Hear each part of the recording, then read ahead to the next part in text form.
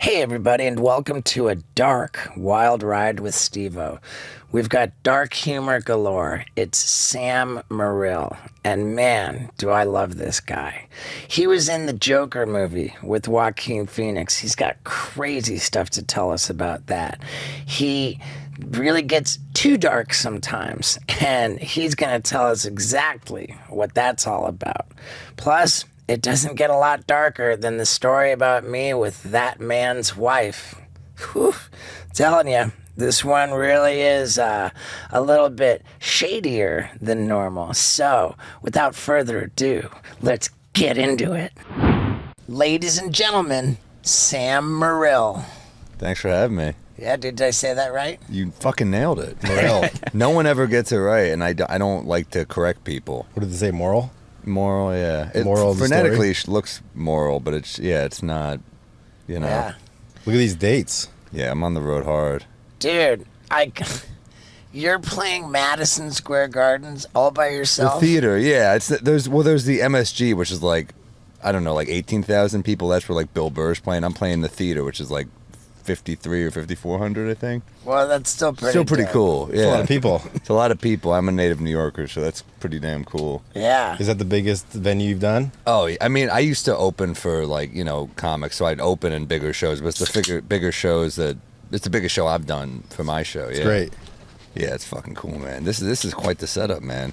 Yeah, thanks, man. We love cool. it. We've been doing it for a minute now. It's been 160 something weeks.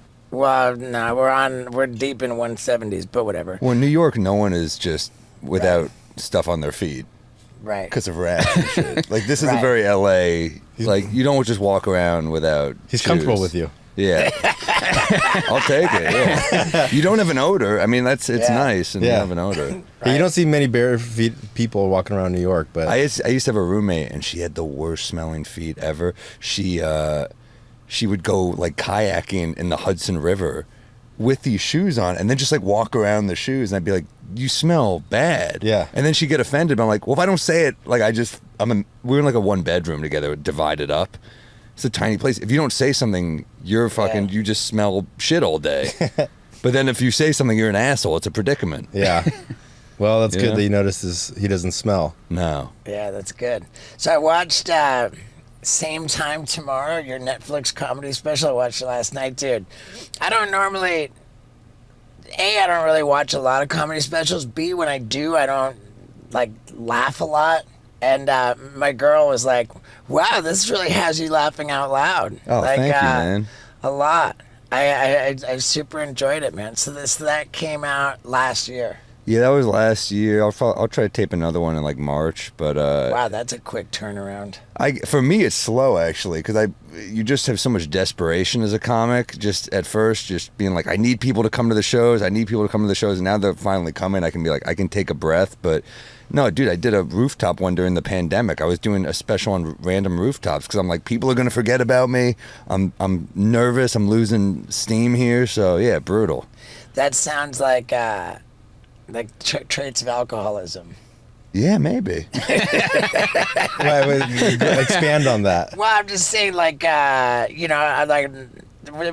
all like, addicts and alcoholics in here, like all sober nerds, and I think that there's just like this built-in discomfort, this anxiety, this feeling everything's not going to be okay. Like I'm not okay. Like I gotta hurry. I gotta try and do something so I'll be okay.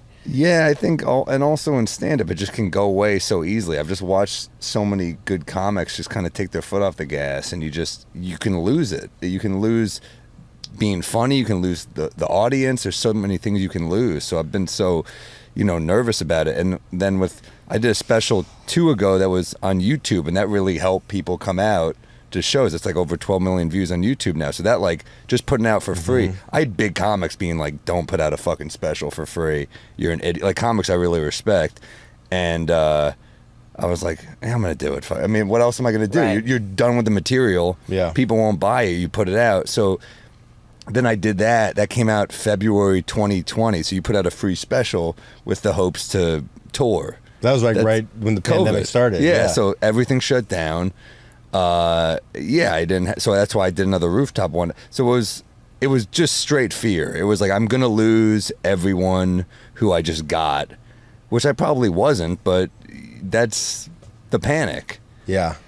Yeah. So finally, you can take a deep breath, and And I am a little hungover, to answer your question. Sure, yeah, it is traits of alcoholism too, probably. When you were performing on the rooftops in New York, that was during COVID, right? Oh yeah, and it's just deep mental illness. I mean, you're going where pigeons go to get your self-esteem. Yeah, it's deeply dark. Were people actually coming to watch your sets? Yeah.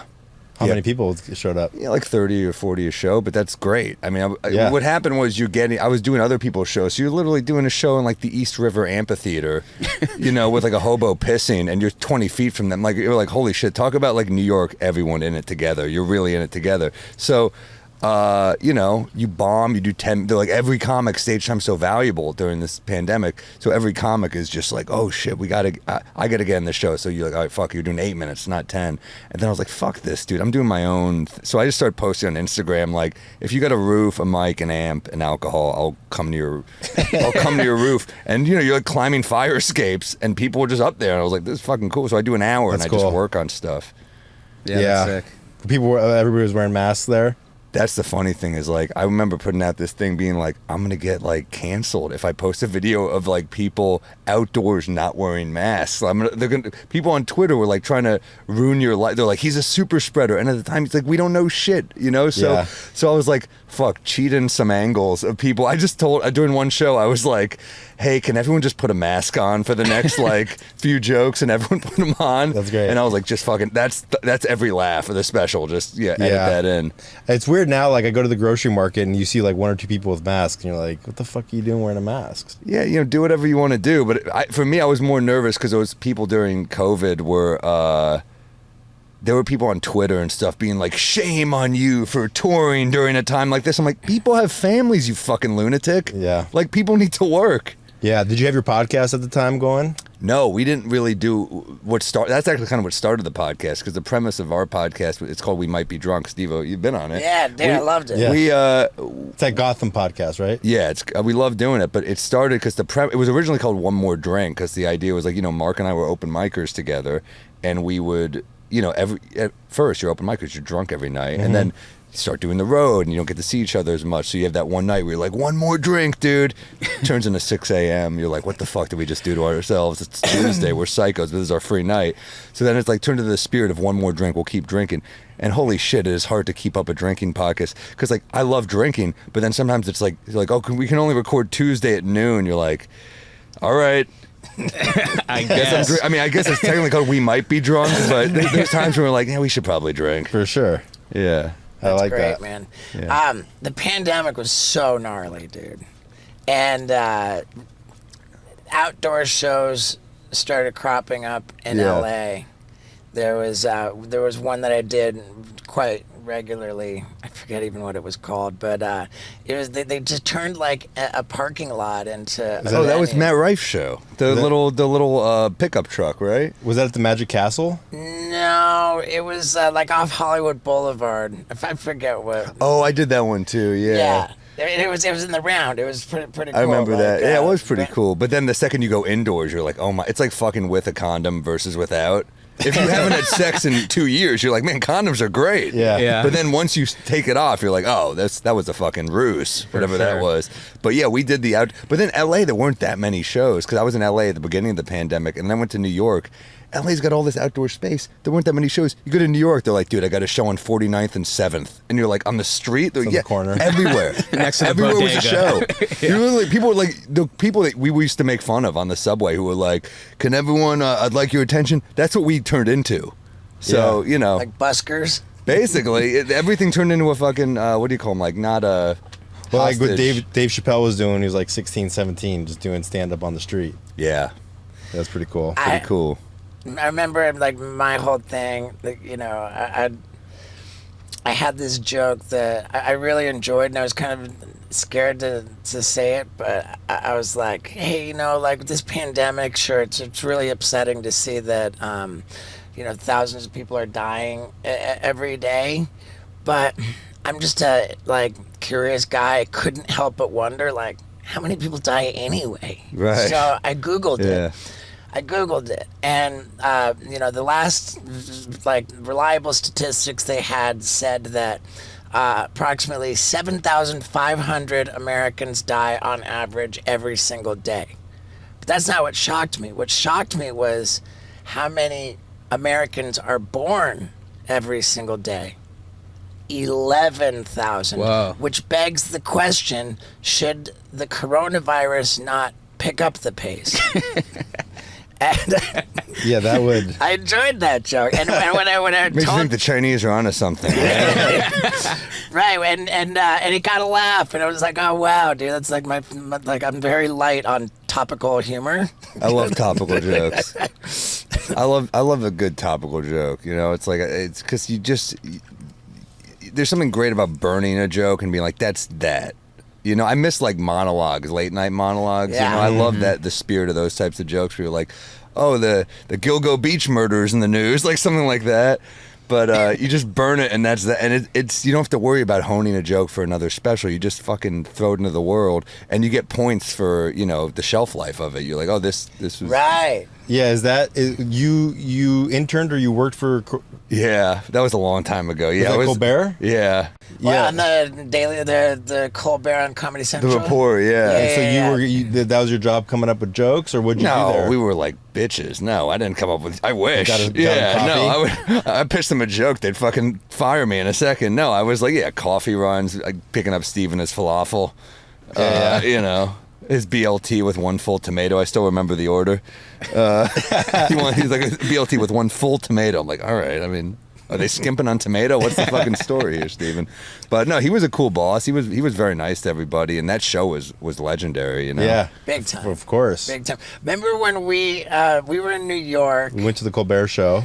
And like nobody set it up, nothing like that. We were just like, oh, let's go to the Because Colbert they had a show. line down the fucking whatever. So that we were unannounced. We just showed up at the Colbert, and I'm like, maybe they'll be stoked I'm here. I don't know. So we go like right to the front of the line. And I'm like, I'm here, and they're like, oh, cool. So they let us in, like just as Went to like the green room. just as like regular old spectators. Yeah. And the second that we were unsupervised, we just like barged down into the guts of the place. And like we're just chilling there. Like Stephen Colbert walks by, and I'm like, hey, what's up, dude? Yeah, we have footage of that. Yeah, we were so not supposed to be there at all. That's amazing. And Yeah. we just Yeah, I remember you had the That's camera famous going. people should be assassins. That's like a great. never see it right? coming. Yeah. You're just like, well, Steve-O's not going to shoot the president. He's a fun guy.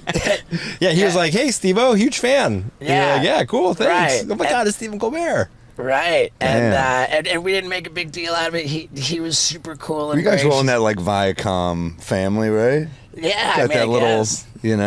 What's the Viacom? CBS. Oh, it's like CBS. Viacom owns MTV, everything. Yeah. Comedy Yeah. Central. That was all like Yeah. the same. I don't know that BET. CBS.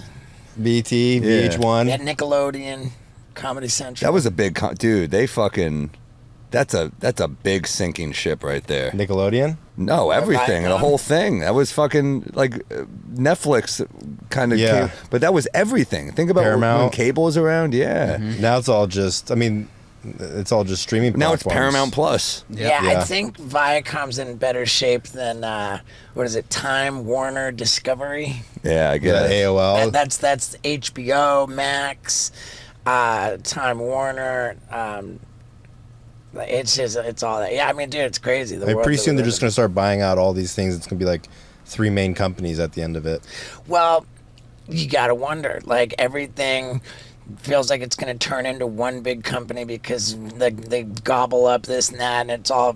But Monopoly. then the world changes a little bit, and these big, huge things are failing. Well, Netflix couldn't afford like to sustain this business model. That seems why that's part of the strike, right? I mean, $15 for all this shit. Like, I saw some of the money they were throwing around. I'm like, yeah, you can't just fucking do. Look up who they pay. Some shit you've never even heard of. They drop like 900 mil on, and you're like, Yeah. I've never even heard of that shit. Yeah, somebody said that was a part of their like strategy was buying out all these like specials, and so they're losing money on a yearly basis, but they're also like gaining the net worth and because they own these assets.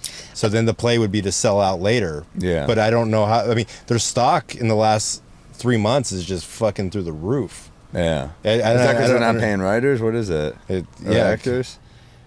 Yeah, I don't know. We're all gonna get replaced by AI, man. I this self-driving car shit, like, I mean, literally, we're in a car. This could be. Yeah. Whoever drove here is fucking finished. That's it. No, San Francisco, they have like the sensor driving car. That's like how dystopian this future is. They'll just have the cars driving through San Francisco. The people are on the street. The cars are driven by no one. Yeah. The people have squeegees. They're fucking probably get money. There's no one in the car. Are they actually like? Yeah, they're starting to they roll that out. But like here, I don't know in New York, but like here they like if you order a Postmates in West Hollywood, they have a little robot that comes to your thing. You put it in and just you see it riding on the street. I've seen those. Around Yeah, but here. how long do you think that could last though? Because I've Forever. seen, but people only just gonna start get better. destroying What do you mean, how them. long is it gonna No, I know, last? but people are destroying them, stealing the food. Like You can't get in. Yeah.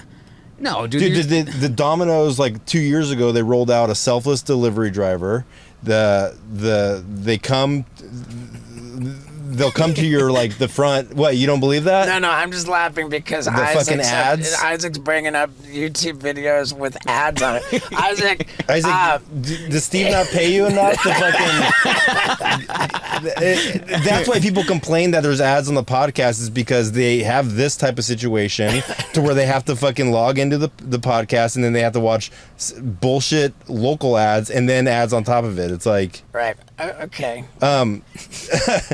no, but so anyway, yeah, like Domino's Pizza is doing the self-driving, and they pull up to your curb. The only problem that AI has that they're trying to solve is from the car to your door. Like the robot can't make it upstairs, but there's that company that's like making it so that they can walk upstairs. So once they like nail that.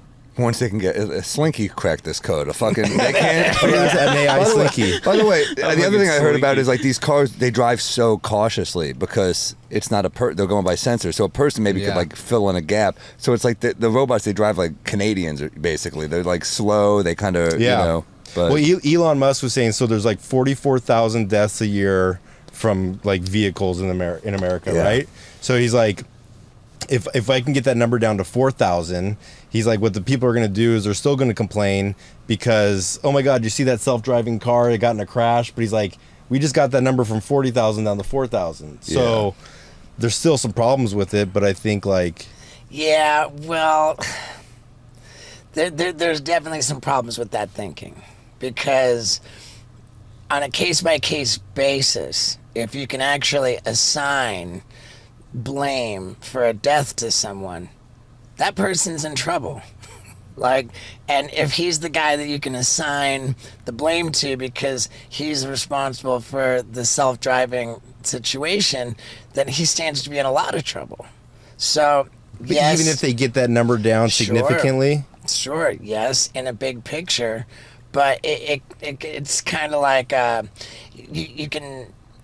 There's 3 people in the boat, like only like 2 people can survive. Like you got to throw somebody out. Like you you saved 2 lives, but you also killed somebody. I wonder if the Japanese self-driving cars are going to be worse drivers. Yeah.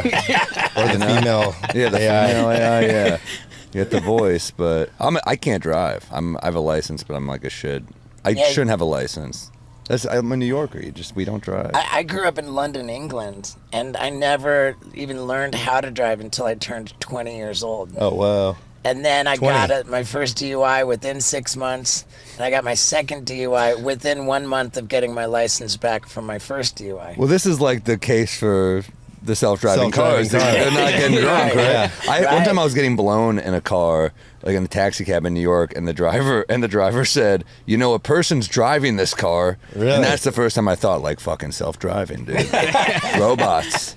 Get the robot cars. That's because everybody takes taxis in New York, so I'm sure. Yeah. Well, Taxi Cab Confessions in New York was a good The TV shit show. they've seen. But right now we're losing the cabs to the Uber. That's what you'll get is like Ubers and Lyfts. Yeah. So I try not to take those, but then like you'll tell that to your black friend. They're like, fuck yellow cabs. You're like, all right, they're not perfect. You have to dabble. How did you respond to the taxi driver saying that someone was driving the car? I was like, sorry. I didn't know what to say. I don't know what he said. And then she stopped, and we just went into my apartment. Oh. How long ago was this? It was years. I was very young, you Yeah. know, but yeah, no, it's not like a proud story, you know. 6 months ago. I mean, it's kind of proud. It's pretty cool, but It's not a proud story like the all boys school stories. yeah. I loved that. Oh yeah, I went to the all boys school. Yeah, we would. That's a real story. My friend died. We used to all jack off together, and I did lose. I cut a good part of that joke because it was like too sad. It was making people too sad. But yeah, we used to all. There were 4 of us. We would watch. We were like 7th grade. So like, by the way, this is another bit that if I do in a black crowd, they're just like, "What the fuck are you talking about?" I was like, "We all used to jack off together," and they're like, "No, we did not." I'm like, "Oh, sorry," you know. But yeah, we used to. We would like, yeah, these are me and 3 white kids, and we would masturbate and in the same room. But we guarded our take a penis. corner. Yeah, as I said, we kept it civilized, but we're watching porn. They used pillows. Yeah, to show their kind penises. of like the wall at the urinal. Yeah. I remember It's like a gentleman's club. That was how, and we jack off to porn, and look, we were kids, so we didn't last long. It's like we're like, oh my god, titties, you just come. Would it you was like amazing. make little games out of it? Like, oh, I came first. Like, Yeah, there was play hooky cookie. Well, I think that was part of it. Is the guy? I said it was something about how I think I cut something about how we like came in order. Like he died. He came first, and then he was also the first to die. And I was like, "Fuck! I hope we don't die in that order." Because I was second. But yeah, he was a heroin addict, so he passed away. But yeah, no, we would. I mean, it's such a weird thing. Yeah, all boys school. We would just. That was kind of what we didn't really know girls yet, so you end up meeting girls in the area. But yeah, that was after school. We get baked and do that shit. And the weed and the jacking off together is a bad combo because while you're jacking off, you're like, is this weird that I'm jacking off with a bunch of other children? And then you're like, no, that's just the weed. Yeah, I mean, but like being a young kid with all that testosterone, like I remember I'd have buddies over in 8th grade and like we'd be on the trampoline and my one buddy would be like, I'm just going to go jack off in your bathroom real quick. And you're like, dude, like he's all happy. Yeah, that's you stop saying that as an adult. Yeah. As an adult, you just do it. You just jerk off. You just do it. You tell anybody. You just say, I need to use the bathroom. Yeah. And that's it. I need to take a number 3.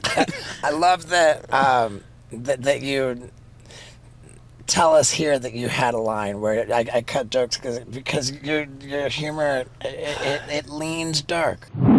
You know what else leans a little dark? My facial hair. And I'm not having it. That's why I cut it with Harry's razors. Man, these are good. I've been using them for years, long before they ever became sponsors of the Wild Ride podcast. Why? Because they're the best razors you can get, man. As good as any razors in the world anyway. And no gimmicks, man. It doesn't need to light up or vibrate or any of this stupid stuff people charge you way too much money for. No, just top quality products. And this craft handle, I'm telling you, it's something else. Now, you can get the Craft Starter Kit. It's a $17 value. You got the weighted ergonomic handle, the 5-blade razor, the travel cover for the blades, and the foaming shave gel. That $17 value, yours for just $10. Yeah, that's if you go to harrys.com/Stevo. That's HARRYS.com/Stevo. The Craft Starter Kit, baby. And jump on that because it's epic. harrys.com/Stevo. Now, let's get back to it. Well, yeah, you got to figure out where the line is. And like I always say that about stand-up, it's like one of the only things, like, you don't really focus test movies, right? You kind of like, Scorsese's not like, take this shit to Kansas, let's see what they think. He's just like, this is the movie. But right. With stand-up, you go on the road, you see what is working and what's not working, and it should work everywhere in my mind. So yeah, that was one part where I had a joke about speaking at the funeral and like making jokes about it, like, it's what he would have wanted. And I was like, it was too much for people. They were like, this is too dark. But yeah, I mean, of course we made jokes about it. You know, it's like you make jokes about everything. I think you actually left that in the special. Oh, I did I leave that part? Maybe I cut. There was some parts I definitely cut. I don't even remember what I kept in. No, but he, you know, he really would have found it. I wouldn't do jokes about that.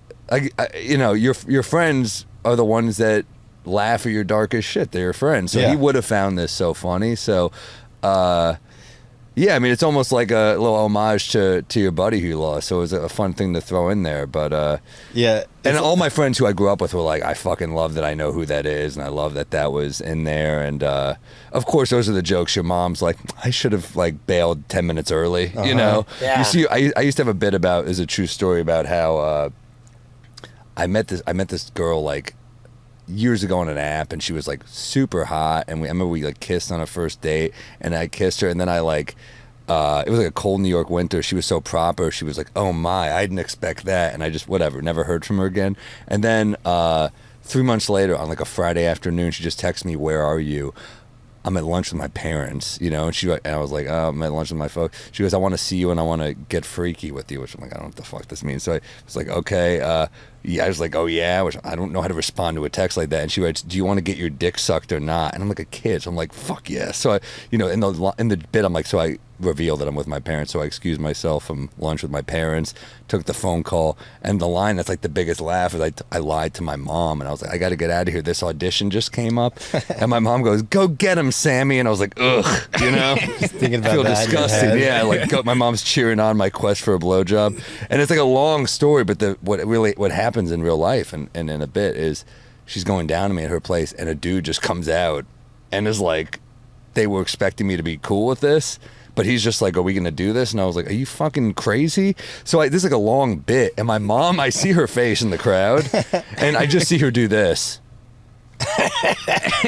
And I'm just like, ah, God, you couldn't have sat her like 4 rows further so I didn't have to see that shit. Yeah. Now I like hate myself, but I'm like, what am I gonna do? Change my act? It's my act. I Right. was working, I was taping a special, and my mom was in the crowd. She wanted to be supportive, but you know. But when she asked you to come to the show, where you're like, fuck. I just always tell her there might be stuff that you don't love. What I always say is like, who's regarded as the greatest comedian ever? And she'll say Richard Pryor, and I'm like, do you think his mom was cool with all his shit? I'm sure she was like, do you think Pryor's mom was like, could you lose the freebasing chunk? And he's like, that's the best fucking chunk, you know? Right.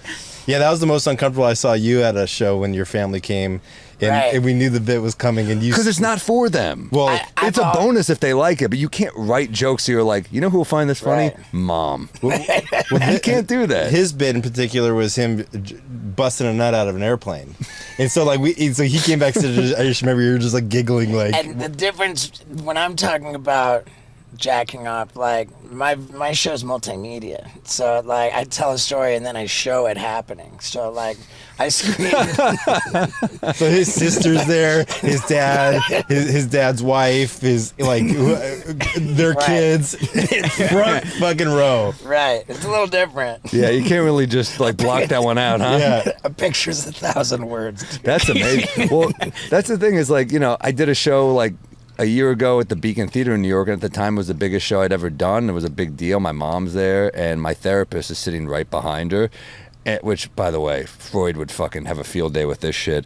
I'm asking him, I'm like, did she hate this joke I told? He goes, I didn't see her laugh. And I was like, man, he's like my spy. This is so crazy. But, you know, not all the jokes are for them. Right. I've always told my dad, my family, not to base their opinion of the show on the material, rather on the audience reaction to the material. I said, if the crowd is laughing, then that's all you need to worry I feel like Hitler said that to his parents too. Don't you? They're loving this, so you should really try to give it up. Everybody's with me here. No, you know, it is hard because I have certain bits. I remember I was in a bar in Vermont, and a dude just fucking attacked me. He was a crazy guy, and What'd you say to piss him off?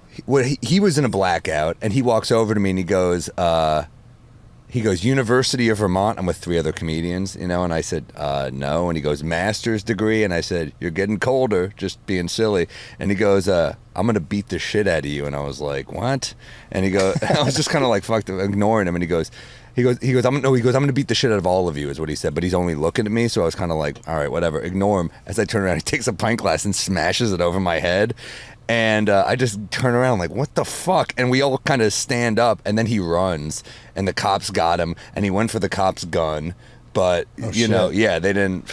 I don't like that. Well, if you're white, you get to live, apparently. And turns out he was a therapist and whatever. So this whole crazy story happens, and my mom is like so upset by it. And I was like, well, Mom, here's what happened. I got attacked, and my instinct was, how can I win in the end? And I win in the end by making it a bit and a special. Like that is us taking control of bad shit in our life. Same with the story of the guy walking in. By the way, if I did that to a woman, my fucking career would be over. If I brought a woman home and I was just like, hey, I got another guy in the closet right here. Yeah. That's Fuck my friend. That's career ending shit. Yeah.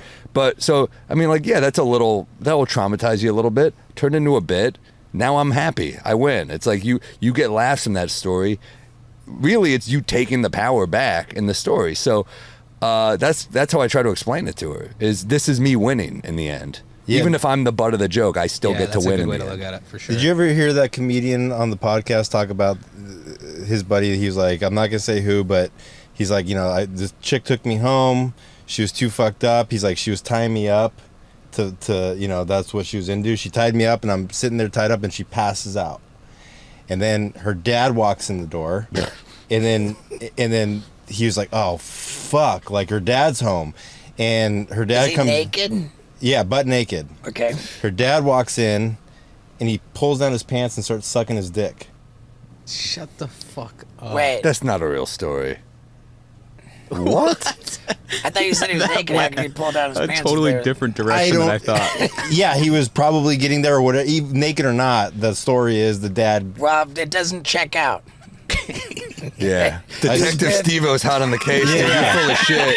No, that's legit. That's what I heard him say. That's a bad. And then they asked, ending. "Did you bust a nut?" And the guy's like, "Yeah, he busted a nut." Damn, that's a dark fucking night. I mean, you definitely got a case, I think. I remember. Can you imagine taking him to court? Like the guy, It just keeps going. the He guy- fucking blew me. To relive the moment. And she's the accomplice. What is she? I mean, yeah. What do you say if your dad does that? That's a weird relationship. It's a weird thing. Yeah. Started Yeah. to throw a wrench in this conversation, but yeah, No, that's fucking- it was like, what the fuck?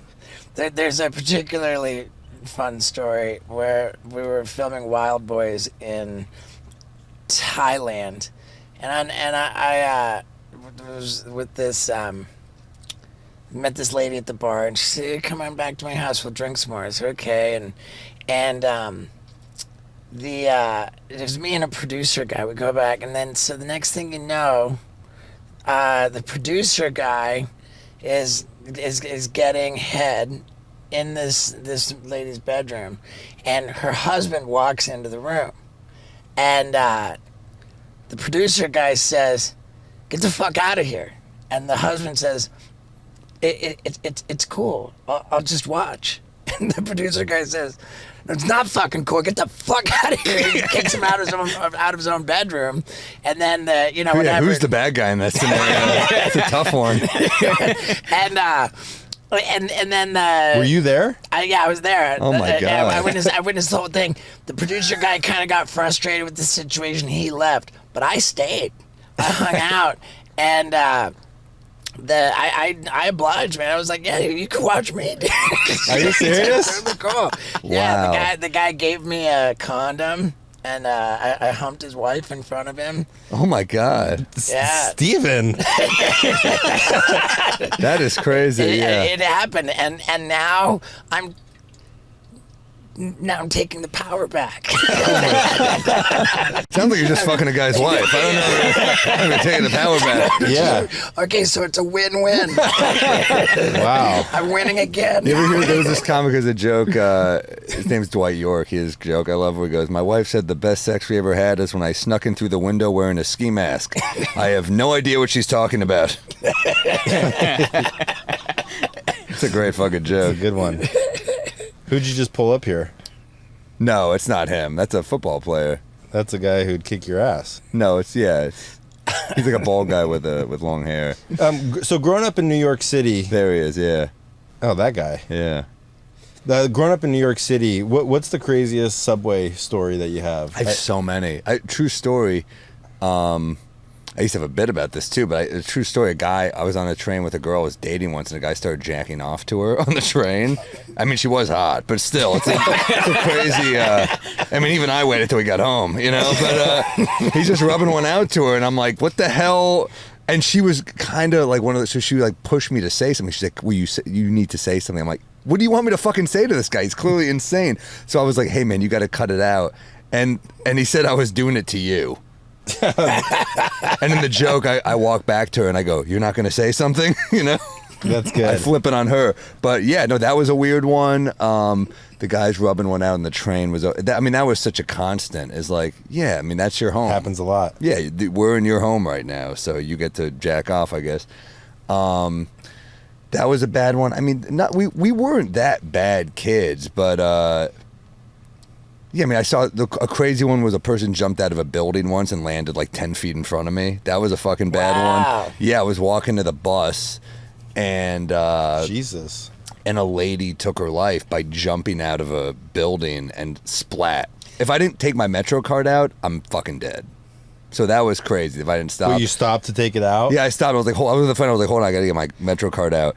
And splat. Wow. And she didn't die She would have instantly. landed on you. Oh, without question. How old were you? 6th grade. I wouldn't have. I got me out of a history test the next day that I did not study for, but it was. I remember calling a friend about. Yeah, well, she hits the ground splat and then doesn't die instantly, which I remember being like, when that happens, it's like you feel like you're like your mind does shit to protect you. We're like, did I stumble onto a movie set or something? Yeah. Like clearly this isn't real. So, but then I see people all are freaked out, and my friend's mom was with them, and they were behind me. They're like 20 steps behind me. And she like, is like, is everyone okay? And then someone runs into a store to get her a blanket, which I'm like, because she said, I'm cold. Those were her last words. I'm cold. Oh, she was still able to talk. Still able to talk, but like on her cold. face. Like it was like fucked up. She went face down, splat. And I guess they made out. I don't even know if she was able to say it, well, but she said, I'm cold. And someone caught that blanket and died. And I remember I called my friend. I had a good friend and his mom was just fucking batshit insane.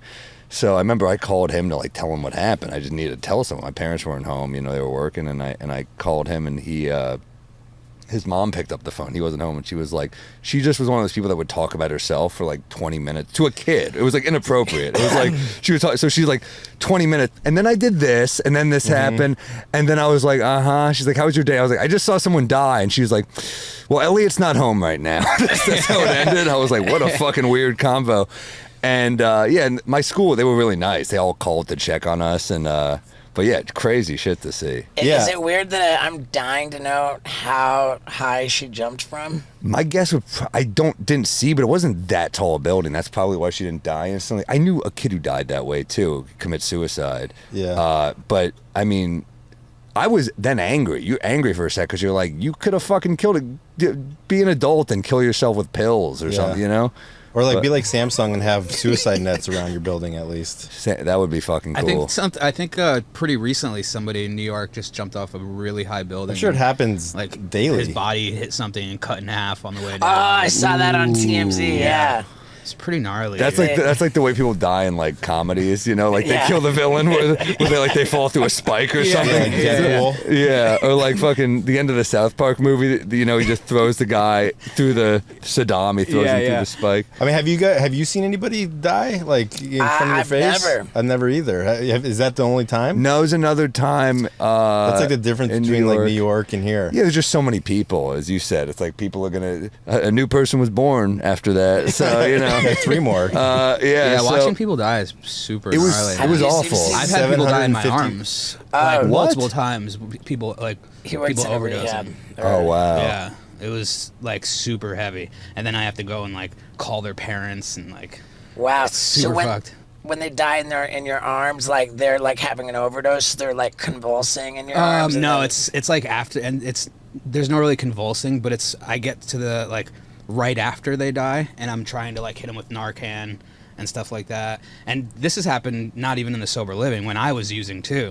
People would just die right in front of Do me. they poop when you're holding them? No. That's a myth? No, I mean, I don't know. I didn't smell anything, or I didn't feel it. Yeah, Vinny. I guess you're not supposed. That's not the thing you're supposed to do first. Someone dies, you're on. Hold on. Let me just check real quick. Let me feel that. It's official, everybody. Yeah. Vinny was a prolific IV heroin user. Oh wow. He lived in Skid Row around here. Ivy. Wow, you're very overweight for a heroin addict. That's crazy. I know. Well, Yeah. I gained a lot of weight during sobriety. Oh, good. Yeah, Good. probably That's like good. 100 and He something pounds. lived in a porta potty. Oh wow. It was a handicapped, a wheelchair accessible porta potty, so it was more Holy shit. luxurious. Oh nice. For fun, he would just shoot up water because he likes shooting up so much. Did you really? Yeah. Damn. Yeah, I loved it. And he everything about the lifestyle I love. So you still would do that now or no? No, not now. No. Damn, He needles shot freak up me out. LSD. Really? Yeah, anything that you could put in a needle, I've Do you ever put it in your dick, like in train spotting? no, Where's the craziest place you ever shot up? my feet. Yeah. Because of the vein there. Yeah. Well, the veins are like super small on your feet, but I just shot out all my veins at a point where I just like Wow. they're just all scars, so I just couldn't hit anymore. And I'm not gonna like snort heroin because pussy shit. So it's like, Is that why you have sleeves? I heard like people like have like I mean not everybody. it's what, like but- tattoo sleeves? But like where they Yeah. they'd have tits and they'd shoot up right between the tits where the veins are. Or something Well, I didn't like have that. I didn't have sleeves when I was getting loaded. All my tattoos are in sobriety. Because why would you waste money on tattoos when you need that Exactly. shit, That's a right? good point. Exactly. Yeah. Right. Man, that's fascinating stuff, man. Who's the other person you saw die? It was just a random person, like the zip up on the street. It Yeah. wasn't as dramatic. And Oh, then yeah. I knew a kid. It's the reason I never did coke, because I knew a kid who he was like a couple years older than me, but I knew him, and he just jumped out of a 30-story building and A splat. Yeah, just did a ton of coke. Yeah. You Yeah. ever OD'd on coke? Not that I'm aware of. What's the connection between the jumping out of the 30-story window and the blow? I asked him if he's ever seen anybody else die. So I they- didn't see him die. I didn't see that. Oh, so two people jumped off of a building. Yeah, he's another dude who jumped off a building that was just connected. Yeah, and 30 stories will do the trick. that'll do the trick. For sure. And then the person in New York was 750 feet. I think the tallest building in downtown LA is like 980 feet. So that's a fucking tall ass building. I mean, it's 10 foot per story. So 750, that's 75 stories. It's the tallest That's building in fucking downtown tall. LA, what'd I say? Like, do you think you're alive during the whole fall? Like, or do you think you might have like a heart attack or something? I think, and this might be a little bit dark, that it's a really reasonably good way to go. Not as good as a plane crash. And I feel strongly about this. A plane crash is the best way to go, because right at the moment that you realize the plane is really going down, like you have long enough to deliberately think your last thought, but not so long that you can morbidly dwell on it, or I feel like I'm not gonna have a profound last thought though. I feel like I in theory, I bet I have some yeah, but then I'm like poop, then just splat. Yeah. You know? I feel like the best way for me to go would be like I'm in the mafia and somebody just comes up the back of the head. that's a good one. But No, the best way to go would have to be an overdose. No, because then you're like just, either like who the high fuck as did shit. this to me, or I guess you don't even have time to think that. Yeah, you don't have No, you don't have time you're to like, think hey, that. John. But in Goodfellas, Pesci goes no, he knows. Well, Pesci. Well, yeah, and then in Casino he died by baseball bat. I think that would be the fucking That's worst a bad way to go. one. The worst That's a way. bad Pesci's had some bad deaths. Yeah, That's fucking Casino. That ending of Casino is as dark as it gets. just someone up with a metal baseball bat. right watching in your brother. face. Yeah, Yeah. Did you know Joe Pesci was like a Song one of and those- dance guy. Yeah, right? he was like a prolific singer. Yeah, there's albums of it. It's so funny. Just people have talents, man. Like showbiz people. It's so weird when you just see an actor and you're like, oh yeah, I was watching the new season of Only Murders in the Building, and I'm like, oh yeah, of course Meryl Streep can sing. It's Yeah. like, yeah, that would be fucking weird if she. Although it'd be way funnier if she just had like a really bad voice, and they're like, that's Streep, we got to keep it in, you know. But have you ever heard like Nicholson will sing at the end of movies? Like that movie did it's complicated. Not it's complicated. Fuck. It's with Something's Got to Give with Diane Keaton. Yeah. And at the end, he's singing La Vie en Rose in the credits, and you're like, he's kind of got Yeah, a bad voice. I think he was singing in that Sandler movie too. He kind of sounded good there, Were though. they Yeah. like lawyers or something? Yeah. The same with like Clint Eastwood. It's like everyone wants to do other shit. At the end of Gran Torino, it's like this cool ending, and then you just hear Eastwood singing. You're like, this guy fucking sucks. So It's weird. weird to make an awesome movie, and then you're just like, the hell is that shit? Yeah. That was terrible. Have you been in any movies? Just briefly, I was in the Joker. Joker I was a Yeah. brief. I played a stand-up comic. Quite the fucking acting turn I Method pulled acting. off. Yeah. No, I played a comic, and it was a cool role to get to do. By the way, a woman trolled me once. I did a bad joke on Twitter. She thought so. She posted that clip of Joaquin Phoenix. I guess that means you're like a hack because he's bad at comedy. And I'm like, I'm literally in that scene, and this woman doesn't know that. That's like her thing of being like, you suck. I'm like, no, I'm in that movie. Yeah. You know? Yeah. But yeah, no, that was a fun experience. Like, you know, Todd Phillips just like saw stand up of me and Gary Goldman, and he put us in that movie. And Goldman's a great comic, and he was so fucking nice, Todd Phillips. But I remember Gary shot right before me, so in the scene, Gary is on stage.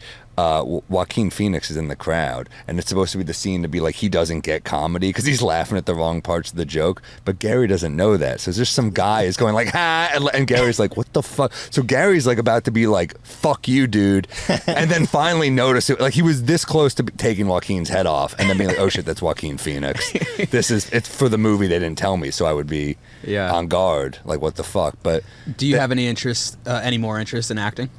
should I make? I'm not like that type of stuff is super fun. Obviously, For like, sure. I love movies, so sure. But Yeah. I'm not like I don't. Pursuing, you're not pursuing. I have it. no plans to be like, oh, you know, I'd really like to get deep in a character. No, Yeah. but I love movies, so I'm writing something I'm going to make myself, like a web thing I'm going to make with my friend Gary Veeder, and it's really funny. It's like it's going to be out hopefully soon. We'll shoot it soon. I mean, It's hard for me to believe that a movie as big as The Joker can get away with shooting a scene and like it's like the guy on stage in the scene doesn't know that it's a scene. well, that's I mean, first off, he's just a really good actor. You know, Joaquin Phoenix. It's like you're like, who the fuck is better than that guy? He's like as good as anybody, right? Yeah. And then Todd Phillips just knows. He's so good. Todd Phillips is like a great combination of like knowing comedy, and then just knowing how to make a good drama too. But I mean, Todd Phillips made the best comedies like the last The 20 Hangover. years.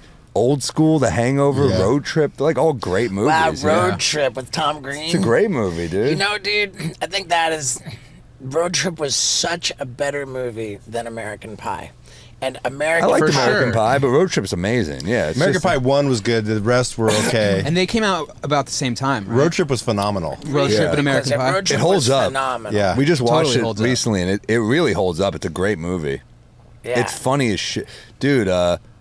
Yeah. Oh, I guess fucking damn. Stifler's in both. Stifler's in both. He got his She was hot too. That he got redhead. his prostate fucking jerked off in there when they went to the sperm clinic. It's the first time I learned about that. That's I was just The old finger in the butt move, yeah. He's a little too young to be into that, though. I feel like you got to be like at least mid-20s to start taking a finger in the butt. Because where do you go from there? Yeah, he was 18. Yeah. Yeah. I wonder if Sean William Scott gets bummed on being called Stifler like George Costanza. like McLovin. yeah, Like you call McLovin McLovin, like he's bombed. like It might, Jay-Z. Yeah. it might be annoying because they've been in other good stuff. They were in a good movie together. Role Models was great, I thought. Role Models Yeah, was epic. Same it was as really good. Dude, Where's My Car? But it's Yeah. Stifler, dude. He's been in you're right. He's been in a lot of good stuff. That must be kind of annoying, but you know, it also means you played an iconic character. Isn't that what you want as an actor? Right. You get, you know. Did you have any run-ins with Joaquin Phoenix? Yeah, we talked after. I was going to talk to him because I don't know about acting really. I'm kind of like, you might be in your own thing. You don't want to deal with me. Maybe your full method. And he took it so seriously, clearly. But I did like, 15 different jokes maybe. They kept me, let me just keep going. It'd be like cut. And I had to get off stage when like Todd would yell, all right, Sam, wrap up. But as a comic, you get the light and you're like, I got like 5 minutes, I'll figure it out. So one of the takes, he goes, Sam, get off. I go, yeah, almost. And he's like, Sam, get the fuck off. I'm like, sorry, I just fucked up your scene, But because they're like following Joaquin Phoenix and I'm just in there. But it was also hilarious because Chris Red, from SNL is the MC. And he just, his whole line is like, one more time for Sam Morril, which there's no reason they kept that in the movie except that Todd is cool. Like, there's no reason for him to be like, one more time for Sam Morril in the 80s, you know? It was just a funny thing to do. And then he introduces Joaquin Phoenix. So I'm getting to just do material, and Chris Red's like, fuck you. You get to like flex and have fun, and I'm doing like one line. And he sold out Madison Square Garden after that. Yeah. Chris is really funny, though, so I think he was just kind of like annoyed, but we were cracking up about it. And so I just keep changing the material, and it's going well. Like the extras who are expecting me to suck, and I'm like doing my bits, and it's getting big pops in the room because, you know, Todd Phillips is like, you're playing an open micer, and I was like, so you want me to bomb or something? And he goes, well, just do your jokes. I go, I'm not bombing in a fucking big ass movie with my jokes, dude. I'm gonna go up and kill. So he's like, that's fine. So every joke except one kill. One joke fucking ate it. And I don't know, I think it was because it was an act out, but I think it's a funny bit. But I think it was too vulgar, and Todd's like, don't do that joke again. So I was like, all right. So I just kept going. But then at the end of the run, we like paused in the middle, and Joaquin Phoenix is just like standing there, and Todd Phillips standing there, and Joaquin was like, I really like your jokes. And I was like, oh, that's fucking cool. And then Todd's like, yeah, he just like sits in a room, and like the way you take acting seriously, that's what he does with jokes. And Joaquin's like, it's really cool. You know, I usually don't like love stand-up, but I really like. That's great. And I really like this. And I was like, oh, he's like, it's not like needy, it's just funny. And I was like, oh, cool, man. I was like, wow, what a cool moment. And then, you know, and I didn't think I didn't tell anyone I was in it because I was like, why are they even keeping me in this movie? It makes no sense. But then it's brought to my attention that you know, all these people are tweeting at me like Sam Morril, he's the Joker's origin story because that's when he descends into madness after he can't follow Sam off on stage. So that's like his, you know, most depraved. So you're responsible for all this shit. I'm responsible, dude. Maybe Batman's parents would still be alive if it wasn't for my fucking awesome comedy. You know, it's just crazy. Wait, was that taped at the Cellar? Dangerfield, which is no longer here. And it's so weird because Rodney's like maybe my favorite comedian ever. Like, how do you not fucking love Rodney Danger? I just did Whitney Cummings' podcast yesterday, and I was telling her how much I love Rodney, and she goes, I'm making a movie about Rodney. Do you want to? And then she like called her wife. She goes, I didn't realize how much you love Rodney. And she's like, do you want to talk to his wife? I was like, fuck yeah. So I'm literally doing a Rodney impression on the phone for Rodney's wife, and she's laughing. I'm like, how fucking weird is this? Where she, you know, I'd be like, I'll tell you, my mother never breastfed me. She told me she liked me as a friend, you know? And she'd be like, he did another breastfed one. I'll tell you, I was an ugly kid. My mother, she liked to breastfeed me through a straw. I was that ugly, you know? And she's like, that's it. That's the joke. And she was so freaking cool. And I'm like, holy shit. I'm like, just like chatting with Rodney's. And she seems so sincere and so in love with him still. It's like very cool. But yeah, shit, Rodney Dangerfield, does it get any? I don't know if there's a funnier human. The amount You're right. You see his movies, and every character is just there to serve his jokes. Like Back to School, his wife's like, "Oh, you're impossible. Oh yeah, and you're easy." You know, just sort of that's all you he have does. no taste. You're right. I married you, didn't I? Like every joke is just like I mean, he was the funniest dude ever. So. Yeah, a buddy of mine was his limo driver, and he's like, I picked him up one time, and we drove to Vegas, and he's like, listen, kid, get there as fast as you can. Don't worry about speeding. I'll take care of everything. So he was hauling ass to Vegas. He got pulled over, and he rolled down the window. He's like, send the guy to the back. And so the cop went to the back, and he's like, all right, you're free to go. Wow. Just let him off of a ticket. Chris, what are you going to do? Give Rodney a ticket? That's what his wife said to me. She goes, I'll tell you a Rodney joke that no one's ever heard. And I was like, please. And she told me this story that he had brain surgery, and they were like, maybe this is going to affect his speech, and he's not going to make it. And the first thing that happens when he comes out is, you know, of the surgery is they say, you know, Rodney, did you cough anything up? And he goes, yeah, 500 weeks ago to a whore. 500, I fucked the joke up. Let me redo that. Did you cough anything up? Yeah, $500 last week to a whore is what he said. Like, oh my God. That's funny. I blew the joke. But yeah, he's. Yeah, he would just go on stage wearing a robe and just his balls hanging out. Yeah, that's what they say. We just like his balls would always be out. What a weird. He was like a carpenter or did construction up until 50 or something. Aluminum siding, I think. Yeah, he gave up on comedy, then he came back at 50. I mean, that's. It's so weird. Wow, man. Legend. One of the funniest people of all time. Yeah, who was telling that story of like he'd be walking through Vegas, and maybe it was Bert Kreischer was talking about it, where he'd just be walking with a bunch of guys and he'd be like, all right, everybody come, huddle up. And then he'd like take a rip of weed and he's like, all right, break it up. And then he'd just keep going. He used to go to the comic strip apparently, which is like the other club, and he was like, let's do drugs here so I don't have to do them at my club. He was just like popping in their club, like, thanks for coming. He's like, no, this is where I'm going to do drugs. I'm not going to do them at my club. That'd be a bad look. But yeah, Dangerfields was like the coolest club in the 80s. It looked like just like all those great shows. But by the time I went there, it was pretty run down and a dump, and that's why I work well for that scene, the Joker. But like, man, I never really worked there. I remember auditioning once, and every time I went up there, I kind of ate it. It was kind of just not the best comedy crowds, but I killed the audition and they still didn't pass me, and the reasoning was fair. She was just like, yeah, you really did great, but I just don't think your humor will work here. And I was like, fair, you know. Oh, so that's just auditioning to get spots at the club? Yeah, it was at a time where I just was like, I felt not comfortable enough in any club, and I was just, even if I was in at clubs, I would be trying to get in other clubs, so like, well, maybe my spots will dry up here and then I can go up here. But every club would just kind of be hot on you for a minute and then cold on you. Mm-hmm. And thank God for the Comedy Cellar now. They're pretty consistent. But yeah, you know, it was always like, you know, I got to stay fresh. When I'm on the road, I'll do my long shows, but in the city, I gotta stay, you know, in shape comedically. Yeah. I was looking you up on Wikipedia before we got here, and it said you were born 86, 87 question mark. 86. Can we, for the record, clarify? Apparently a lot of lies about me on Wikipedia from what I've heard, because someone told me they say I'm 5'10" on there. I'm like, I'm 6'3".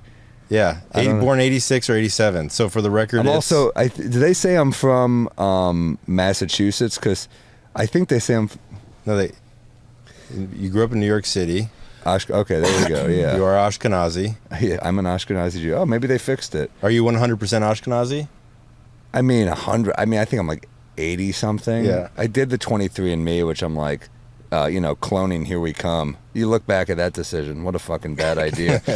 All these waivers we signed, like, I need to know, and then you get it. You're like, they're gonna use this for evil. Yeah. Just another fucking they're gonna meet with the AI people, and it's gonna come together, and there's just gonna be a me at some funny bone in like Toledo doing my act. Yeah. But like $5 cheaper. Like when Tupac comes out and raps on stage, like it's gonna be comedians coming out on stage. I think so. Yeah. It's crazy, man. Yeah, man. The deep fake phenomena. Did that freak you out? Well, it hasn't started yet. I mean, there's not been a like serious thing that happened as a result of deep faking. It's going to be amazing for fucking with your friends and terrible for elections. Yeah. It's going to be great to be like, your friend's going to be like, I like to suck dick, and you send that to him. But then, like, for elections, you could just have a guy say anything, and you're like, oh, fuck, this is ruining everything, you know? I mean, I gotta believe.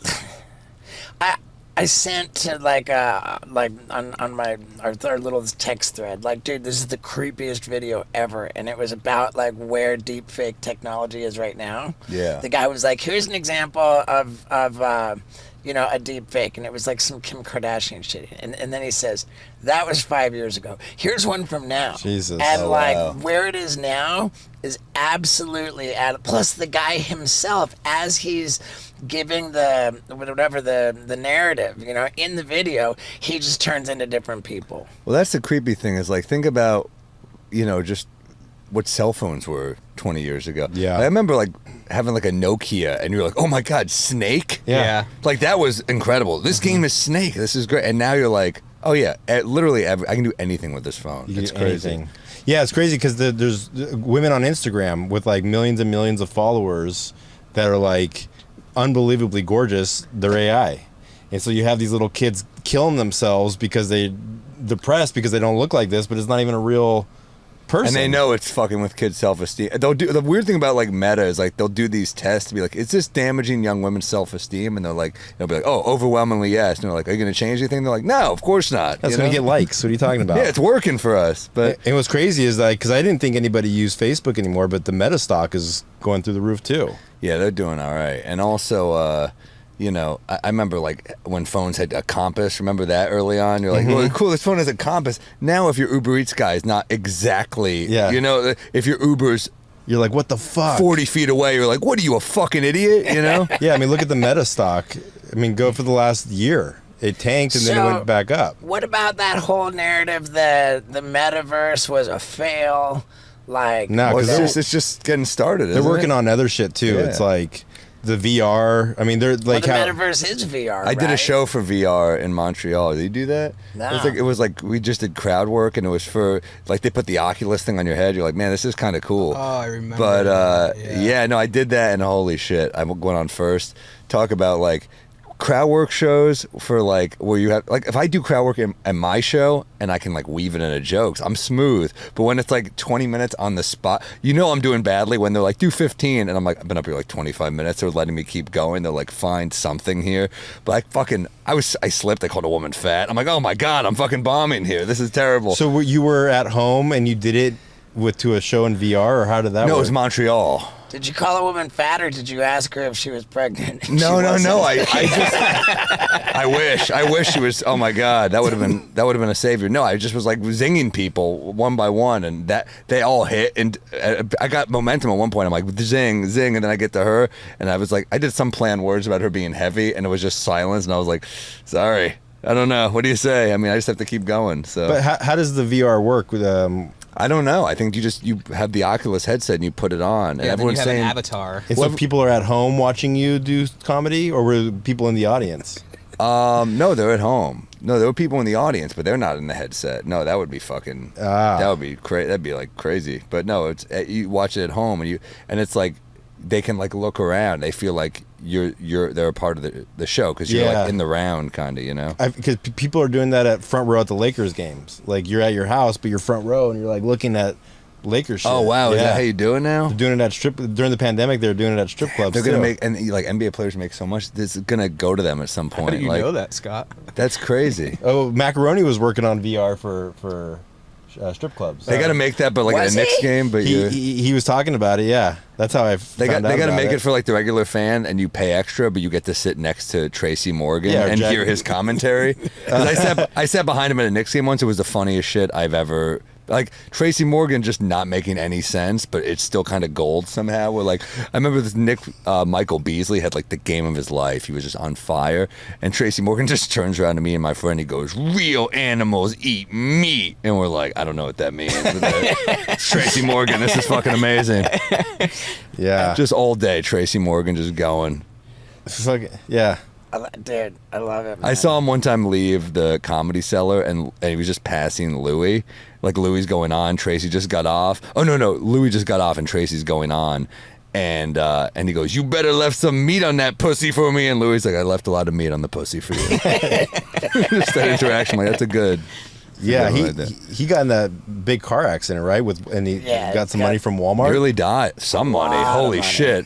I remember thinking, like, because Artie Fuqua was in that too, and Artie, like, you know, we know him at the Cellar. He hosts all the time. I mean, he made so much money. And I remember immediately being like, man, I hope he didn't blow it all on something stupid. He just rolls up immediately after I say that in like a fucking tricked out Rolls Royce. I'm like, all right, well, there goes that idea. But I mean, he made so much. He's fine, you know.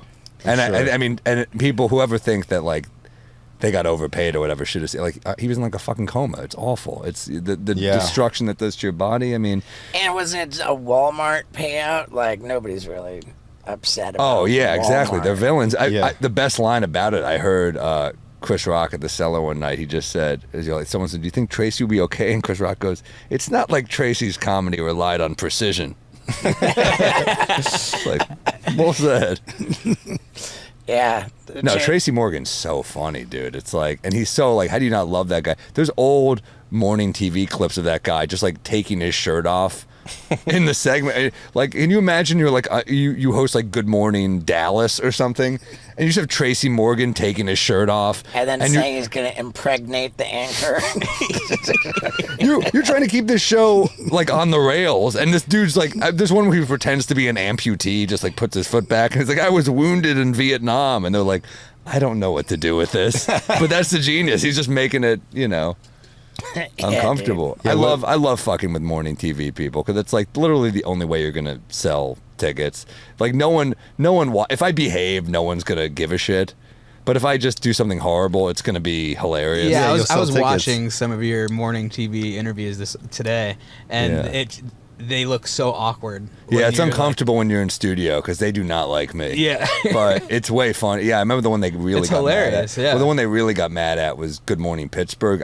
No comic who ever played the Pittsburgh Improv after me has done their show since. I ruined it for everybody. But it was there it is. Yeah, that's the top one. Oh, yeah, that one. 21 seconds. Yeah, that one right there. Yeah, they were not happy How long ago was this? years ago. But they just asked me enough bad questions, and I was just bored and on 2 hours of sleep. And you just are like, what can I do to make this? Is that it? Yeah, that might. No, that's not. That's another one. That's Kentucky. That one's Pittsburgh.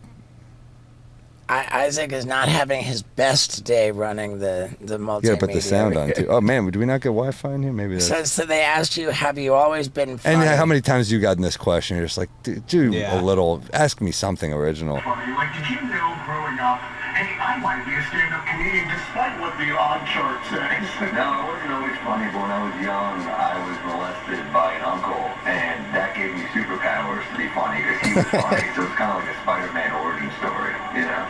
Okay, good. Yeah, they were not happy. I remember I was leaving, and I was like, "Hey, can I get a cut of that video?" And they go, "Get out."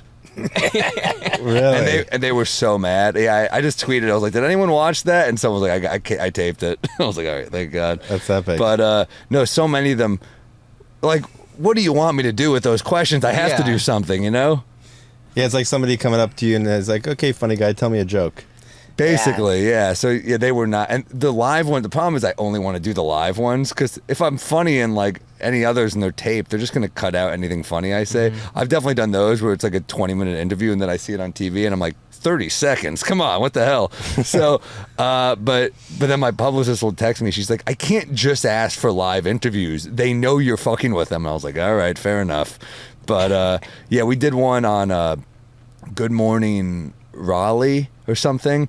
And holy shit, was a guy mad at us because we were just, it was live TV and they're just so Southern and proper. And we're on the tour bus and I pretended to be healthy. I'm like, we're on a health kick. We're all eating salads. And I turned around, my friend Gary's blowing lines. And it's fake lines, but on TV they were furious. And they cut the segment on the spot. And yeah, I don't know if we have that. No, those people were awesome. Actually, it's funny. The good interviewers are the ones that got freaking fired. Those people that were fucking on the Chicago show, Good Morning America. Oh, yeah. Those two hotties. Wait, No, this isn't a good interview because this is actually just a good interview they do because they actually were great at their jobs, but they got fired for he was banging everybody there. I think that black guy with those pretty green eyes. You know that guy I'm talking about? Yeah, I remember it. I'm trying to think because I was on there and I can't remember if it was before or after. but he was banging. Well, they were hooking up, and I think they're still together. But she was. They were both like good interviewers. They were very talented. And you can just tell when you're on a good show versus a bad show. But when you're a good show, no, you're like, I just want to give a good interview now, you know? Yeah. But no, so many of the small town ones, they're just like, they don't care about you. They're just like bored by you. So I'm like, well, I'm going to make this terrible.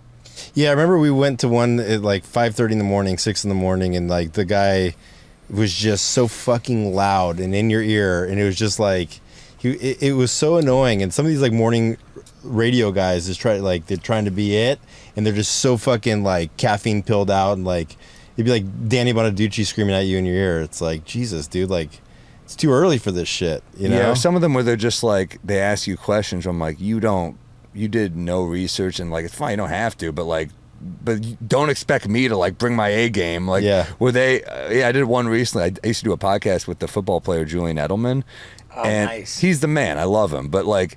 The questions they were asking me about him were like, they were like, so you know that picture where Julian woke up after the Super Bowl that some woman took of him who she just had sex with him? And I was like, yeah. And she goes, were you there too? And I was like, no, it was the woman. Like, what do you want me to do with that shit? That's your setup for me? Yeah. No, he fucked a fan or something. I don't know, you know? Yeah, it's probably why podcasts are blowing up, because it's like you know. Well, this shit, yeah. I mean, this thing is like we're having a real conversation. It's like, you know, we're in a fucking van, dude. Yeah. We are in a creepy van, dude. It's nice to be in a van that's not creepy. I mean, it's like, you There's know, air conditioning. There's liquid deaths. yeah. Yeah, This dude. is if the Zodiac Killer were still alive, this is where he would do a podcast. Fuck yeah. No, dude. this is cool. This is and you guys are like blowing up. This is big. That's good. Yeah. Oh, thanks, thank you man. for saying that. We've been Yeah. on a good run, dude. We're super stoked. I think I'm trying to figure out which is the more age-restricted podcast, you or Mark. I would say, I would say Mark. Yeah, Mark. I feel Oh like my Mark, God. Yeah, Yeah. Mark goes hard. I mean, that's kind of. I feel like I've turned into like the straight man on our podcast because Mark will just like fart on a guest, and I'm like, well, I can't go further than that, you know. So I just have to be like Mark, you know. Yeah. But no, I love hanging with Mark. I mean, we've been friends for so long, so it's. He's fantastic. Dude. Both of you guys are fantastic. Yeah, you guys And, are awesome. That's fun. I loved doing your podcast. I feel like I was telling stories on your We Might Be Drunk podcast that about my like history with my checkered sexual past, and my fiance was present. That was Like, crazy. hearing some of this stuff, like the really dark stuff. Stuff She that must- she's never heard. I think so. Yeah. She must trust the shit out of you though, because you were so honest. I mean, it's like it's nice, you know. I think after the fact, I thought she was hearing it for the first time, and I think after the fact, she was like, "Oh no, I already knew that stuff." Yeah, but the Okay. fact that you thought it was the first time that shows how honest you are. Is there Yeah. anything that comes up now where she's like, I didn't know that? I think we've got pretty much all the rats great. have scurried out of the club. But yeah, dude, let's. We got some tickets left for Madison Square Garden. Yeah, so I'm gonna be everybody- everywhere. We got Bethlehem, Pennsylvania, York, Toronto. That's a big theater. Chicago, the Meridian Hall, I think. Chicago Theater in Chicago is a big one. Gonna be in Phoenix, Pittsburgh, Cleveland, Columbus, Cincinnati, Indy. The theater in Madison Square Garden, and then I'm hitting all over Australia, Brisbane, Melbourne, Yeah, Sydney. it's- you gotta say Adelaide. Brisbane, I Brisbane, think. sorry. Vegas. The second time this year I'm going to Vegas. I'm trying to win instead of the Mirage this time, just mixing it up. They didn't have room. But then Tampa, and then my least favorite city in the country, Naples, Florida. I'll be returning to. I fucking hate those people. So it's a revenge gig. Shame on all the fucking vapid rich pieces of shit in Naples. I will strike down with great vengeance. Yeah. That show will be crazy. I wish death on a guy last time I was there, and I'll fucking do it again. yeah, because he said you Wow. mumbled. Yeah, that was one. Yeah, that was another was one. one. How many- Dude, now Yeah, that's how you promote a show. I think we just sold out Naples. Naples, dude. Yeah, I can't wait. we have a lot of fans in Australia too. So the Yeah, we just got back from how many? Like, 54 cities in 90 days. I think it was In 54. Australia? I think it was 54 shows in 42 cities. 42 cities. Yeah, and like even Wow. Australians have no idea that there's 42 cities. Yeah. In Australia. Yeah, you said that. I was like, I did not Yeah, think we it was went that on- big. Yeah, everybody thinks there's like 7. We went on the most extensive Australia tour It was that epic. any I've never artist- been, dude. Oh man, you're gonna love it. You're gonna love it. Where are you going in Melbourne? Where are you playing? I don't remember. I think you gotta say Melbourne. Melbourne. I don't know, man. Yeah, dude, I had my biggest It's show on of my my website. life. Biggest show of my entire life in Melbourne. Like Yeah, we did 4,500. the podcast with Cheeto Santino there. Oh shit! 'Cause he was shooting a movie, You right? shoot a movie. Yeah, he was shooting a movie. He's a with- great actor. Yeah, I just saw him on what's that one with Dave? No, it was on Netflix. It was like an Asian show. I He don't was know. no, it was big with the female comedian. Why am I fucking Is it Beef? Beef? He was Yeah. on Beef. He was one of Oh the shit! Yeah, that was a really good. I heard it's That was great. a great TV show. The Playas Theater. Never heard of it, but I'll yeah. I've I'll be never there. been to Australia. Yeah. Yeah, dude, you're gonna love Australia. All over. MSG gonna be got epic. 4 comedy specials out there. I got 5, I think. I have a half hour on Comedy Central that's with an album, but then I got a special on YouTube called Positive Influence. I got this, which may be my best one, and then Up on the Roof and the new Netflix one, and I'm gonna tape a new one in Boston in March, so I'm pumped for that. When you did the Netflix one, did you license it to them Yeah, so you get the rights back after 2 years? yeah. That's cool. Yeah, so I think that's good. I think, people are so, but, YouTube worries me now too, where I think, my friend Joe List just put one out and it's killer, and he said that they got demonetized because he said the word in the special, so it got demonetized, and, and it gets killed in the algorithm. And like, we were going up as comedians against a robot that can't detect sarcasm or doesn't understand comedy, and it's not like a person being like, oh, that was ironic what they're so that's dangerous. And I think YouTube was safer, but they keep moving that goalpost in, and I am worried about the future of comedy. I really am. I can't put my my jacking off footage on YouTube. Yeah, that's the real problem. But no, it's crazy. You probably have to put that on Pornhub. Yeah, OnlyFans, Pornhub. It's about it. Yeah. But yeah, man, dude, I'm super stoked. It's a pleasure to get you on here, man. We loved having you on ours too. It's fun to be here. When you go out, so you're here for where are you in LA? I'm just doing the region tonight. Maybe I'll do a little tap dance for the industry. We'll see if anyone wants to buy my new special, and. I was here a couple months ago, so I didn't really. It's funny. Now I kind of wish I had him come out to that show because it was a bigger venue, but it's okay. It's probably better now. The jokes are probably a little better. The Calgary one. I'm guessing that. The Great Outdoors Fest. Oh shit! Which, by the way, wildfires everywhere. I just did Edmonton, and I'm there with Theo Vaughn, and dude, the fucking city. It's like the smokiest air you've ever taken in. I was like, man, this air quality sucks. And Theo's like, nah, man, it's cool. And then cut to 30 minutes later, our agent calls us. They're like, the province has shut down the city. The show is canceled. We flew in a night early because we're like, we got to get there a night early. There's no direct flights to Edmonton from New York or LA.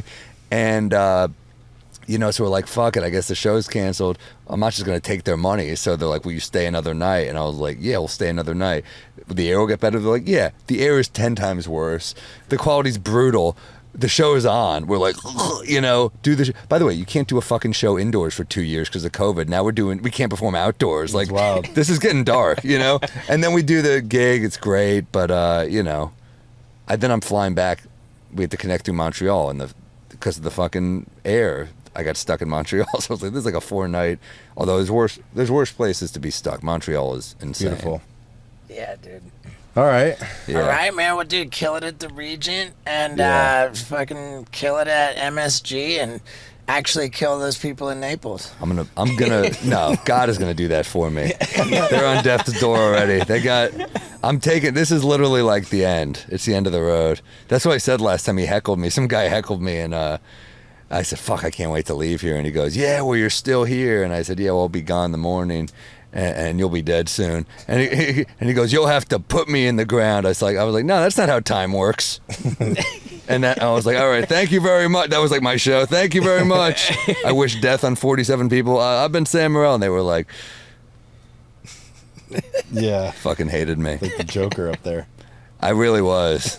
Joaquin had a better set in that movie than I had in Florida. Dude, that's epic, man. All right, brother. All right, thank you, dude. Thank you, guys. Hell yeah. Thank you. Pleasure to meet you. Pleasure to meet you. Is that dude awesome enough? I mean, come on. I love him. And check out how awesome we are, because as this comes out, it's tomorrow that his tour starts. That Madison Square Gardens Theater, that's November 4th. Now is the time to jump on this guy's tour. And it's also the time for me to thank you, the wonderful street team. And I'm super stoked because I'm finally developing a special Wild Ride street team t-shirt. And I was just going to make it be like the Wild Ride logo with some cool, maybe like graffiti thing, because that's like a street team kind of thing. And have the Wild Ride logo and then have it be like spray painted street team underneath it. And Lux, she says, make it doper than that. So we're taking our time and really trying to figure out what's going to be the dopest Wild Ride street team shirt. And I like to think I'm never, ever going to promote it anywhere but at the tippy tail end of the Wild Ride podcast because it's the only fucking time I talk to my beautiful, wonderful, beloved street team. So, you guys are it. I love you, and I want you to have the best day ever. Thank you. Yeah.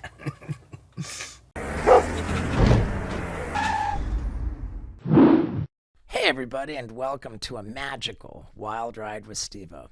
I know that magical is pretty on the nose for this one, but I mean, what other magician are we gonna get?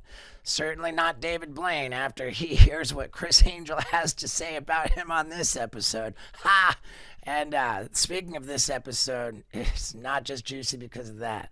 We get into a lot of crazy stuff, and man, Criss Angel goes in on psychics, but he's actually pretty open-minded about the afterlife. So yeah, we're really getting deep on this one, and I want you guys to know that I feel like I'm in a pretty good place. Candidly, I was struggling for the last couple months. I was just really letting negative comments bum me out. I kind of got withdrawn. But I'm bouncing back, and here we are, and this is a wild episode, and I'll talk to you at the end of it, too. So, let's get into it. Ladies and gentlemen, people of the universe, I bring to you Criss Angel. What's up? Yeah. How are you, my brother? Hell Good yeah. to see you. Good to see you. In my parking lot here at Criss Angel Studios, we have the van of vans. This is the way to do it. You're like CNN, dude. You're like Fox. You're like all of these networks that have a rolling truck that go to the guests and get them on it, and people think they're like in a studio. So we're in the van studio right now. We are. I want to show you a photo of Oh, no. you, me, Tom Green, Carrot Top, and Flava Flav. Can That you is send it awesome. to, airdrop it to Isaac? Yeah, it's I don't know how. What a motley crew, huh? I have no idea how I didn't give that to Isaac ahead of time. This photo, it invited the most harsh and hateful comments on my People love the group. yeah. Loved, hated, yeah. never ignored. Yeah. Where was this? Why was this? How was this? This was in 2013 at some big nightclub. I think that was at the Wynn, if I'm correct. I used to go there all the time. Yeah, I mean, dude, and you're the last one of this group to make it onto the podcast. We've had Flava Flav, Carrot Top, Tom Green. Well, I'm honored. I don't know if you saved the best for last, but I'm honored to be on. Tell you, man, Carrot Top crushed it on here, dude. Dude, what a great guy he is. Yeah, I'm trying to get him on my podcast, but he's very elusive. Very elusive. Oh, Yeah. well. Carrot Top, Scotty, what's up? Is he considered a magician? No, he's a comedian. He's a comedian. Yeah, So he does- makes more money than most of the comedians, and he does. People are like, oh, he's not a comedian because he does props, but the dude is really insanely Dude, talented. I've he's known so him good. forever. His show is hilarious. Yeah, you saw a show Yeah. last time you were out Yeah, here. Yeah. I went to it and I absolutely loved it. He's criminally underrated, Carrot Yeah, Top. he's awesome. I call him KT. Nice. Nice. So we ended up that night, like going out somewhere after that. Even I think it was that night. Didn't Yeah, I don't. That whole part of my life was kind of a blur. Okay. Kind of a blur. I don't really remember. I used to come home at like 7, 8 in the morning, like every night. That's when when you move to Vegas and you have a little bit of success, you're just like you're out every night and you run it. We didn't plan it. We just ran into each other. I think Right. Tom Green came. Right. I think it was me and Tom Green, maybe Right. Carrot Top.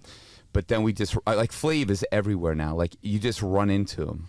Yeah. And he's been to my show like 50 times. Yeah, I love him too. I love all these guys. He man. lives out in Vegas now, right? Yeah, That's yeah. what He's been in Vegas for some time, and he's been my brother. He comes to my house on 4th of July, and he brings like $10,000 worth of fireworks.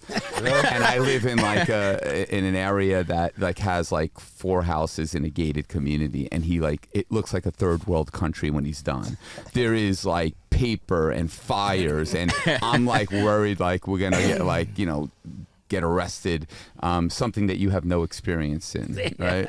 But yeah, these were the times, you know, like this was exciting, you know, this was craziness, and you know, now I have 3 kids, I chill, and Since then, huh? So, yeah, I've been busy. wow. I'm old. I'm 56, dude. I have a 2-year-old. Man, that's crazy. So we hung out that night for the first time, and we settled something. I didn't even remember that I'd said anything at a public level, but I had effectively attacked you.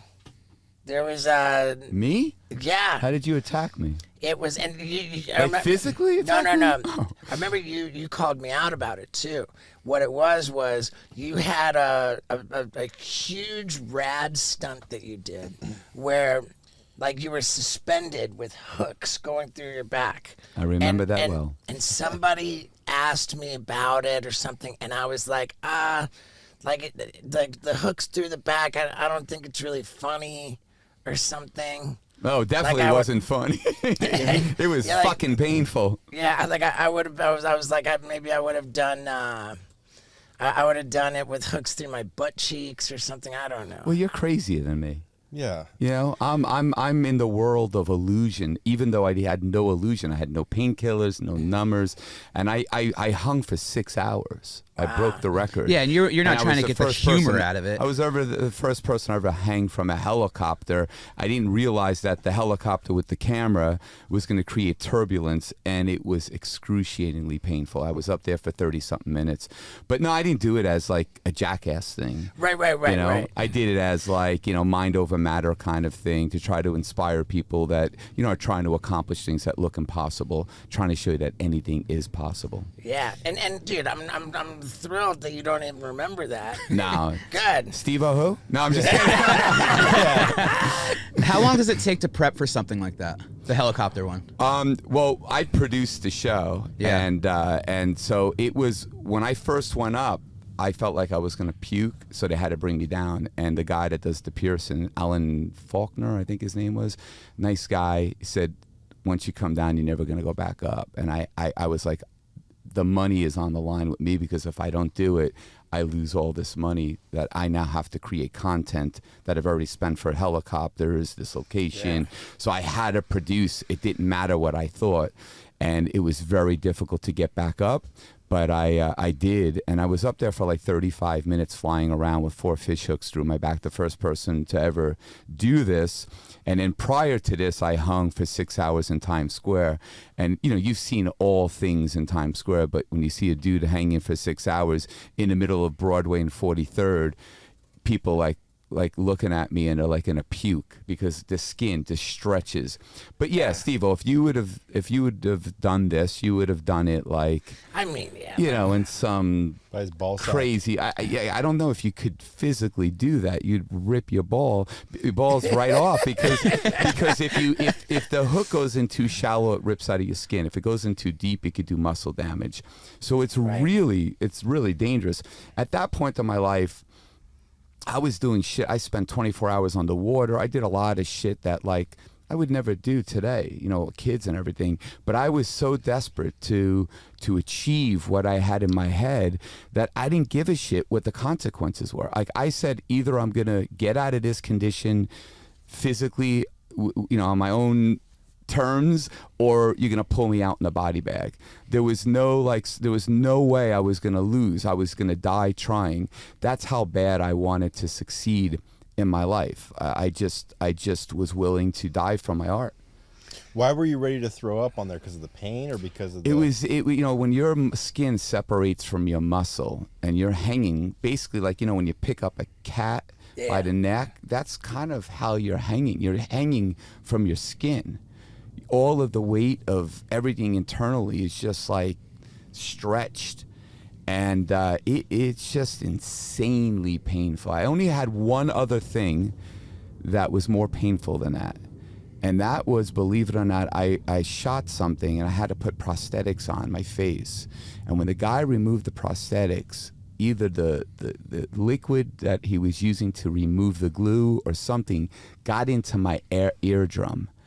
and I wanted to take a gun and blow my brains out. The pain was, I couldn't, it just was just nonstop pain. It was the craziest pain I ever had, worse than anything I ever experienced, and that was second. But you have done things, and I'm going to ask you this when we do my podcast, but the things that you have done, you know, without really a lot of planning. Like, you've done a lot of things like just, I'm going to do this, and just had something to drink, and bam, literally did the craziest things that literally could have killed yourself. And you've ended up in a hospital so many times.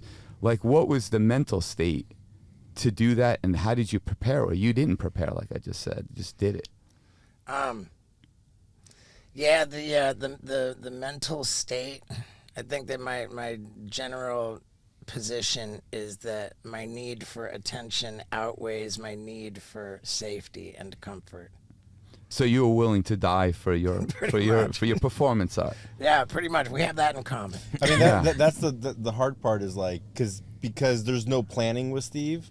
It's all like spontaneous or as close as you can get. So me having the plan, like, help call the places and get it approved, like, I think it'd be a lot easier if we had like 3 days to prep. But like sometimes we have like 4 hours.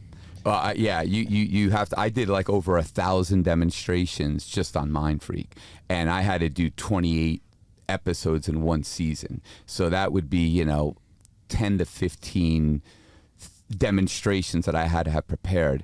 And the sheer volume of doing that, you just don't have that time, and you don't have that budget.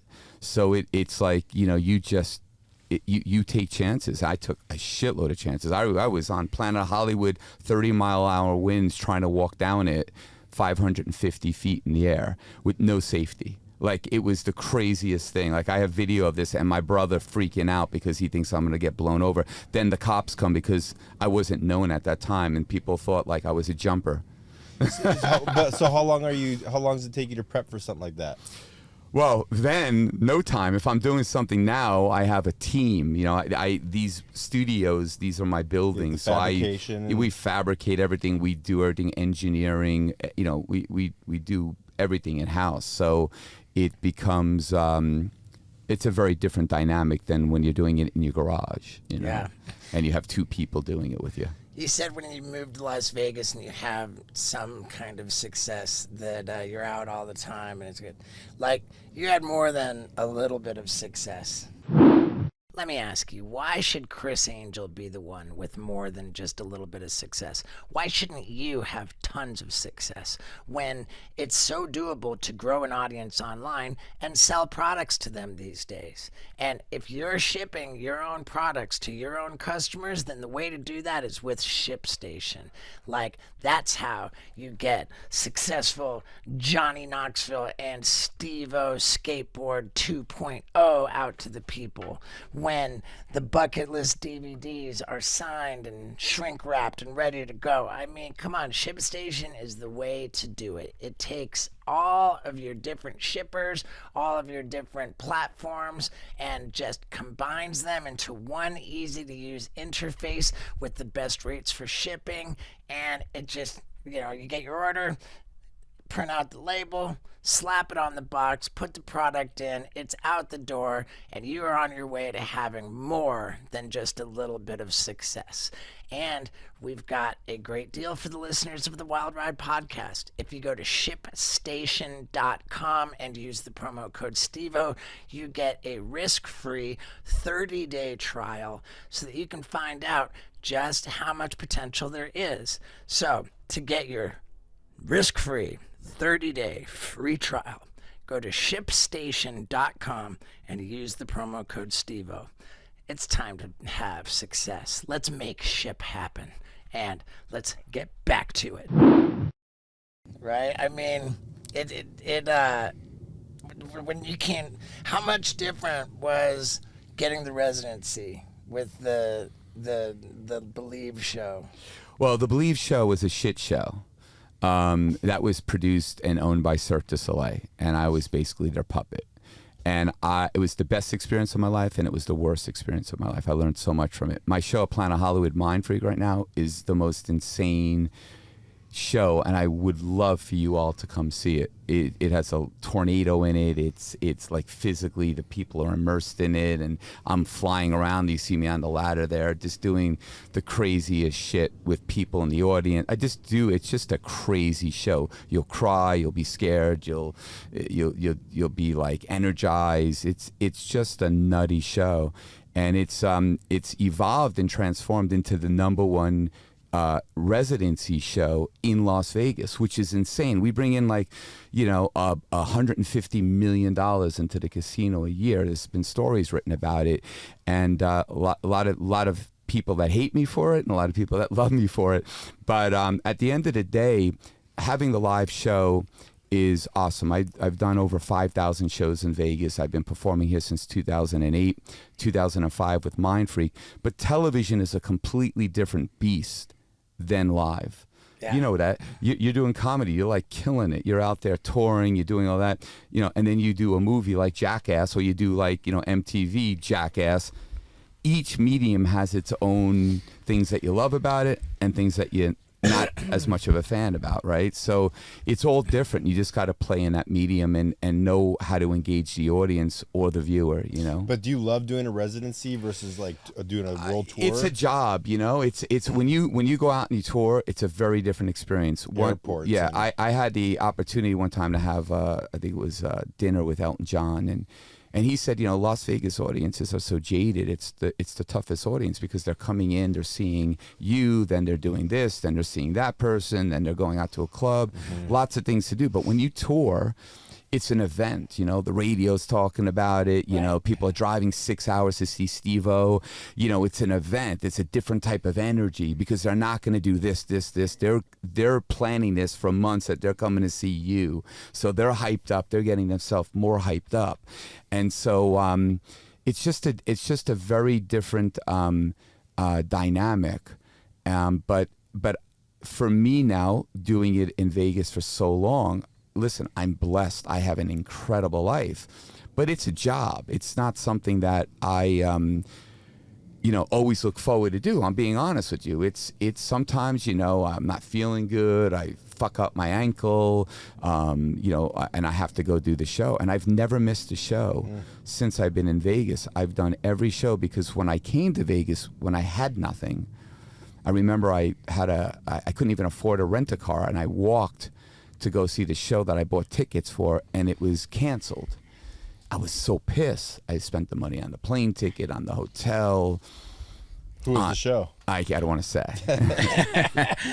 God rest their soul.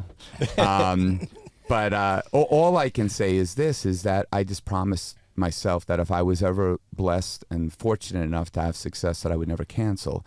So I do the shows. When I'm on stage, I love doing it. When I tour, it's an excitement about that. You wake up, you're doing one-nighters. I wake up, I'm in a different place. The crew set up my shit in like 3 or 4 hours. I go out, I do the show, go maybe play a little blackjack, have some fun, jump back on a bus, do the same thing the next day all over again. So it's different things, but I'm blessed to do what I do. Planet Hollywood is a great home. Mind Freak is a great show, and I'll be doing it tomorrow night through Sunday, and I continuously do that about 200 times a year. I used to do it 460 shows a year.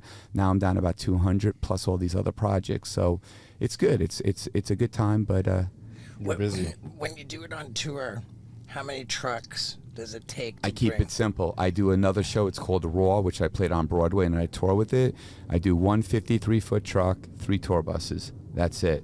We set up in less than 4 hours, and we tear down in about 45 minutes. But, if you're a comedian, how big of a truck do you need for your microphone? Right. Or a ladder. You bring a ladder, right? Because I saw you when you were working here in Vegas. I'm trying to think. I think you were with Tom Green. And you were awesome. Like, that's when you were, like, really starting to really, like, focus on comedy, right? Yeah, that was very green at that time. Is that why you were here in that photo? Was it no that photo that you had with everybody? Yeah, Tom Green and I were doing the show together. Yeah. Okay. So 2013. 2013. Wow.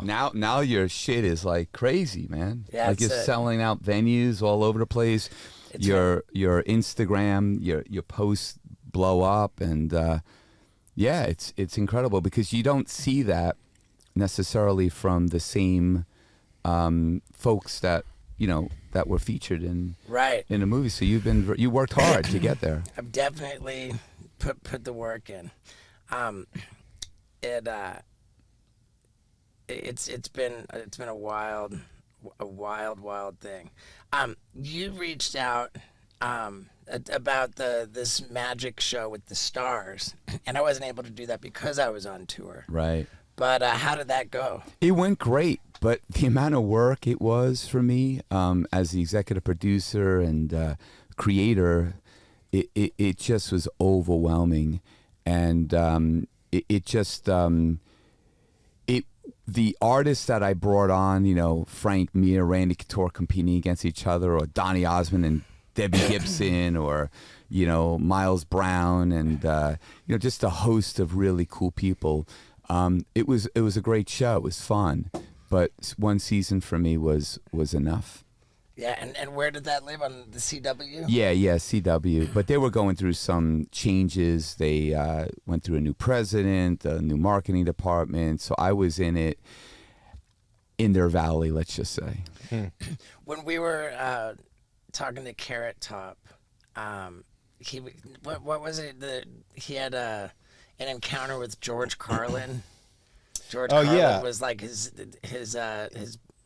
mentor. Like, not mentors, but it was like his role model. That clip has like 4 or 5 million views on YouTube. Right, It's crazy. Him talking about George Carlin. It went super viral, which makes me want to ask you: do you have, like, in the world of illusion, somebody who was like a hero to you? Yeah, I never was a big fan of magicians because I always thought they were so hokey. Honestly, there were obviously like Doug Henning, that was a product of his times. You had Siegfried and Roy, but a guy named Ricciardi from Lima, Peru, really inspired me because he just, like, he didn't have the flash. He just used simple objects, a broom, a chair, and he would create miracles. And he had such a commanding presence. He passed away in the 80s, but he had a real effect on me. So did Houdini, obviously. But he did crazy things. He like cut a girl. He like ripped a girl in half with a chainsaw, the buzzsaw right there, and he didn't put her back together. He left her bleeding, and he would have, the audience come up and look at this. His daughter actually just sitting there, like appearing like she's dead, just like a massacre took place, and I was just like, wow. That is not like the family magic show that we expect to see. And I love the fact that he did something so unorthodox and so provocative. And I think that had a lasting. He did things with razor blades, which I do on my show. I think you did the razor blades, didn't you do the razor blades? Did you do something with razor blades? He chews glass. Yeah, Oh yeah. with the Okay. glass, yeah. Okay. So razor blades, glass. But yeah. So. He was really, really cool, and I have a little piece that I pay tribute to him in my show currently, which is called The Cult the Chair, but my interpretation of it. Is there anybody that, like, because your name's synonymous with Vegas, like, I'm not trying to suck your dick or anything, but like you're a big deal in Vegas. Is there anybody that you get starstruck over, like, this fucking guy's at my show, like, what the fuck? Wayne Newton, is he still doing shows? He's been to my show. Yeah, he's still doing shows for Caesars. I don't know if he's located at Caesars, but the Caesars company. He's a lovely guy to me. Very, very obviously, he is Mr. Las Vegas, and you got Tony Orlando, who's doing the podcast for me today, who's like my father, who is a legend, has the greatest stories about the Rat Pack and. Just like old Vegas and stuff, Tony Orlando is like, I've learned so much from him. The guy is still performing and kicking ass, and he's dear friends. He comes over. He was just over for Christmas. But yeah, there are like, people that, I enjoy. I like to see any show. I don't care if it's a shitty show, if it's an okay show, or it's a great show. You can learn from anything. And I love seeing things and trying to take away, you know, something from that experience because, you know, it could always be better, right? You do a show, you always can, there's always something you like, the timing of that or the way I deliver that, or maybe I have to edit that. It's like, it's right. It's not tangible. It's like trying to hold water. You know, art is to have perfection is like impossible. So to see other people, it helps you kind of gauge like, okay, that's what I shouldn't do. That's what I should do. Not to try to copy it, but just the spirit of what they're doing. Yeah. What about other popular magicians or illusionists? Like, let's just say David Blaine. Do you have relationships with those guys? Like, do you ever like, do you collab? Do you beef or anything like that? Like, what's like? It's about to go down. And knowing what Criss Angel is about to share with us, I got to say my heart rate is feeling a little bit elevated. But I can tell you exactly how elevated because I wear a Whoop band. And it's got a waterproof charger, so you never got to take it off. And it tells me everything. Like how my heart rate's doing, my heart rate variability, how I slept, like how much time in each different stage of sleep. REM is the one that you want. How many calories I burned, what activities I'm doing. And it really is the way to stay on top of your health. It's called Whoop. WHOOP. The website is whoop.com, WHOOP.com, and it is the most sophisticated fitness tracking device known to man. I love it. I've been wearing it for years now, and dude, I just can't say enough good things about it. And if you want to get one, the actual Whoop band and the waterproof charger is completely free. What you pay for is the membership to have the app tell you everything about what's going on with your body. And you can get 10% off that membership if you go to whoop.com and use the promo code STEVO. Again, it's the best fitness tracking device there is, and you should try it by going to whoop.com and using the promo code STEVO. And let's get back to it. I don't know. How's your relationships going? All right. I'm going to tell you a story that I have not told anyone. Wow. All right. So, listen, David Blaine, I give props to. He came out, did Street Magic, you know, blew up before I did, and give him all the props in the world. When he was coming up, you know, I was very aggressive. Because I had a dream, I had a vision in my mind, I wanted to accomplish it. So, you know, I would say, look, whatever David is doing, I can do it, and I'll do it side by side with him. And I guarantee you that whatever he does, I'll last longer, I'll do it better, I'll do whatever. Because I was committed to give my life to beating him or anyone else. Because I had something so bad that I wanted. And he had it. So he had a big target on his head. And so, you know, I, since then, recently, last year, went to go see his show. And, you know, it's nothing personal. It was just like people do it to me all the time. And it's like, bring it. It's totally like part of the thing. Because in the magic world, it's, you know, if you go up to somebody on the street and you say, name 5 magicians, they have a difficult time doing that. It's a very small place at the top. Yeah. And especially, you know, what I'm doing with live and television and stuff. So anyway, I saw him and I went to his show and I was like, dude, you know, I just want to wipe the slate clean. I've never met you before, so I just want to say, like, you know, no hard feelings. Like, I apologize for anything that might have offended you or anything like that. And I took off. I had a beautiful, beautiful ring, gorgeous ring, like 20 G's. I took it off, and I said, "This is for you." And I said, "Let's you know, build a friendship and stuff like that." Because I'm talking, this was in like the early 2000s that this went down. It was like so many years ago. And I gave it to him, and he's like, "Oh, I can't accept this because I'm a minimalist." And then he called his friend over and was like, "Hey, let's put it in a museum. You know, like, you could do whatever you want with it. I'm giving it to you." And then the guy comes in. He's like, "Oh, okay, thank you, Chris." I was like, "Well, I gave it to David. Yeah. If he wants to give it to you, that's his business because it's a gift from me." And then I was like, "Hey, let's do a picture." And he's like, "Oh, I can't do a picture with just you and me alone." And it's just fucking bizarre, dude. Like, just bizarre behavior. And it's like, dude, grow up. Like, It is weird. It's like, you know, we're both adults. We both have children. I had a kid with cancer. Like, you know, it wasn't like we had a fist fight. It's not like we ever even met before. It's not like we ever even had a conversation on the phone. Nothing. It was just some banter in the press because I wanted to succeed.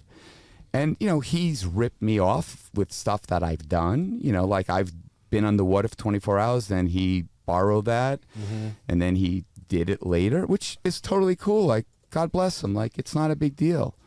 Do your thing, man. It's all good, but life is too short to sit here and but, you know, the truth is that I'm out there doing my thing, pretty successful at doing it, and I never look behind me. Wow. That's Yeah, so you guys aren't having dinner together all the majority. No, I text him after it. Like, you think he would say, "Hey, Chris, thanks for the ring or whatever." I texted him and I was like, "Hey, man, happy Father's Day. Thanks for having us at the show, whatever." blocked. And never responded. So I was like, "Cool, dude. Like, it's all good. Like, I wish him and everyone else the best. Yeah. Life is too short, man. And when you have a kid with cancer and you realize how fragile life is, all this other shit, like you never see a hearse pulling a U-Haul. It means nothing. Yeah. It means nothing. Especially, like, you know, when you want to put love, light, and positivity in the world. right. Yeah, I read about your kid having leukemia Yeah. and going Johnny through Christopher, yeah. 1,000 treatments. Well, he went through 1,095 days. Then he went to remission, which was 3 years. He went into remission for less than a year. He got it basically came back. I found it in his testicles when he came out of the shower. I was like, looked at it. I was like, this doesn't look normal. Let's go to it. And then he went through another 2 years of treatment. So he was in it for over 6 years. And now my whole mission in life, and the reason why I believe I was blessed, was for the betterment of children. Like, I raise millions of dollars for kids. Every cent that I raise, 100% of every cent I raise, goes to these kids. Cure for the Kids here in Las Vegas is a treatment center that treated Johnny and other kids, even if they don't have insurance.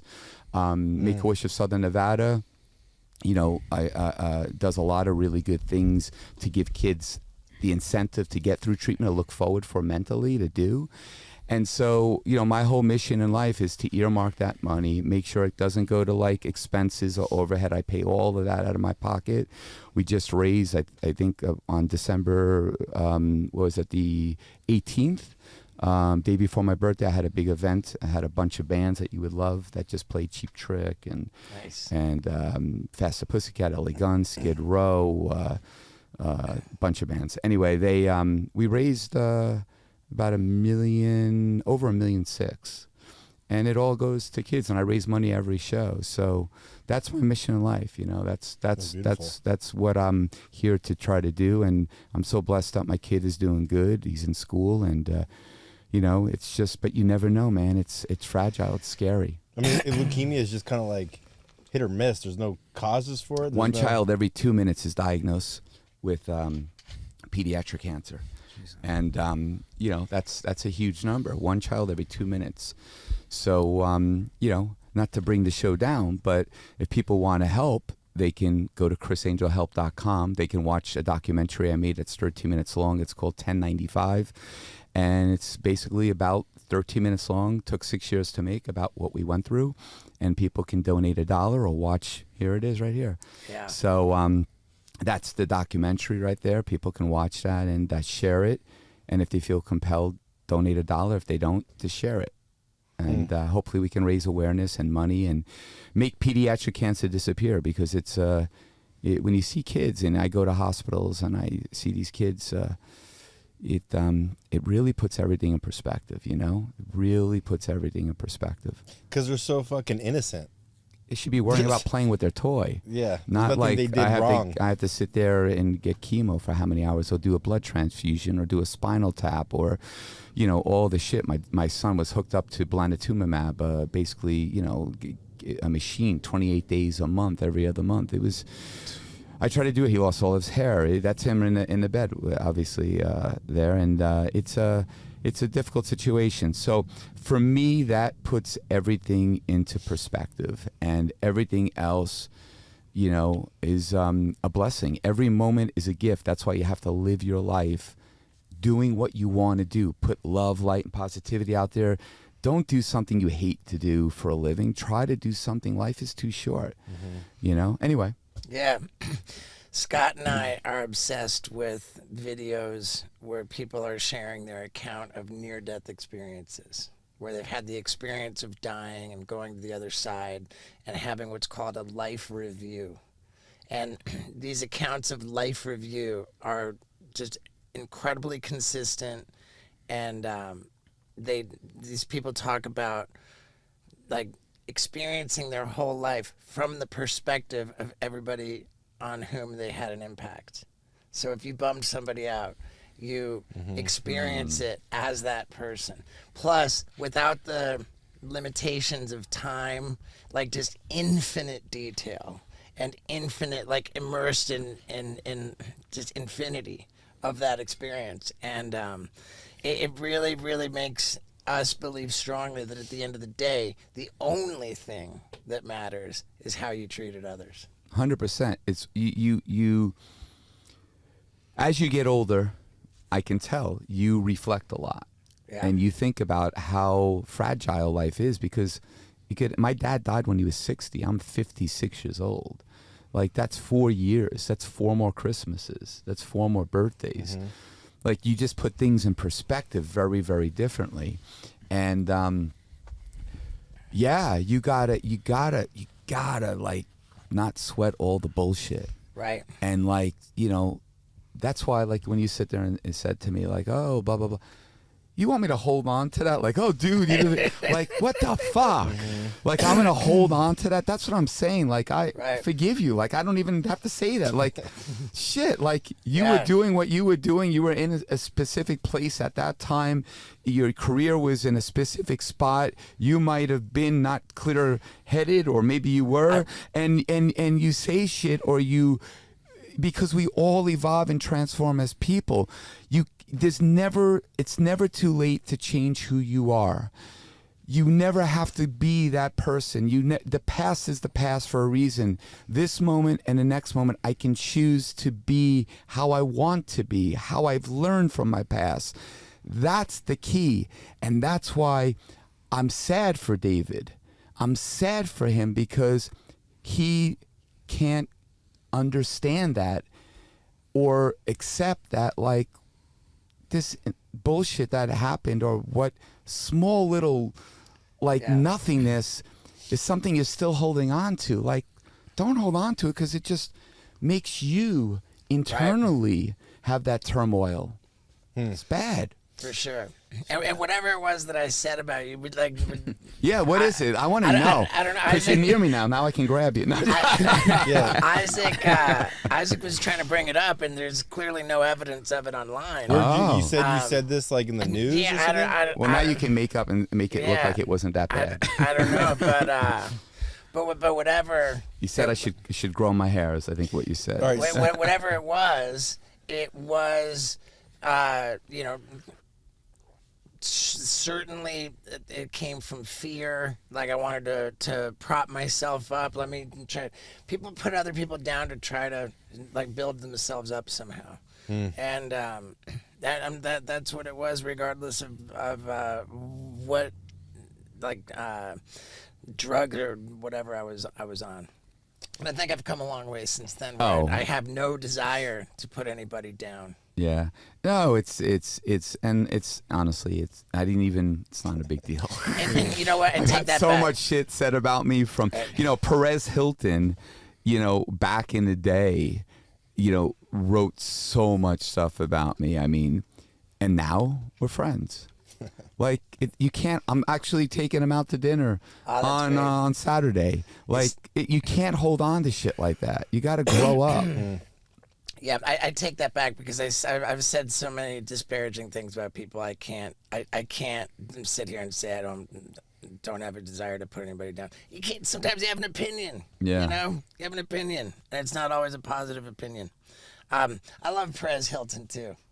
He's he was one of the first to do it the way he did it, and he transformed. Yeah. Because he's not like putting cum stains on people's pictures and doing that shit, which he used to do. I was one with the cum stains on my. But he has kids and he's evolved and transformed. And how I'm going to sit here and hold that against him, or he's going to sit there and hold what I did to him against him 20 against years me. ago. Like it's just it's crazy. It's just you got to move on, man. Life is too short, and for sure, forgive and forget, and try to be friends and try to put love out there. Like it's all about love, light, and positivity for me. I mean, that's just my perspective. Amen, my brother. It is all about love, light, and positivity. I couldn't agree more. And you know what does not jive with that is negative, embarrassing, shameful habits. You gotta get rid of it, man. And the best way to do that is to trade in a bad habit and replace it with a good habit. And that is what Fume is all about. Fume, it's a diffusive device. It just flavors air. There's no battery, there's no chemicals, there's no nothing. It's just a healthy thing that I personally love so much. I keep it in my pocket at all times. It's that simple. I mean, you can trade in the chemicals and the craziness and the embarrassment with flavored air. And next thing you know, you're on your way to being done with that filthy bad habit.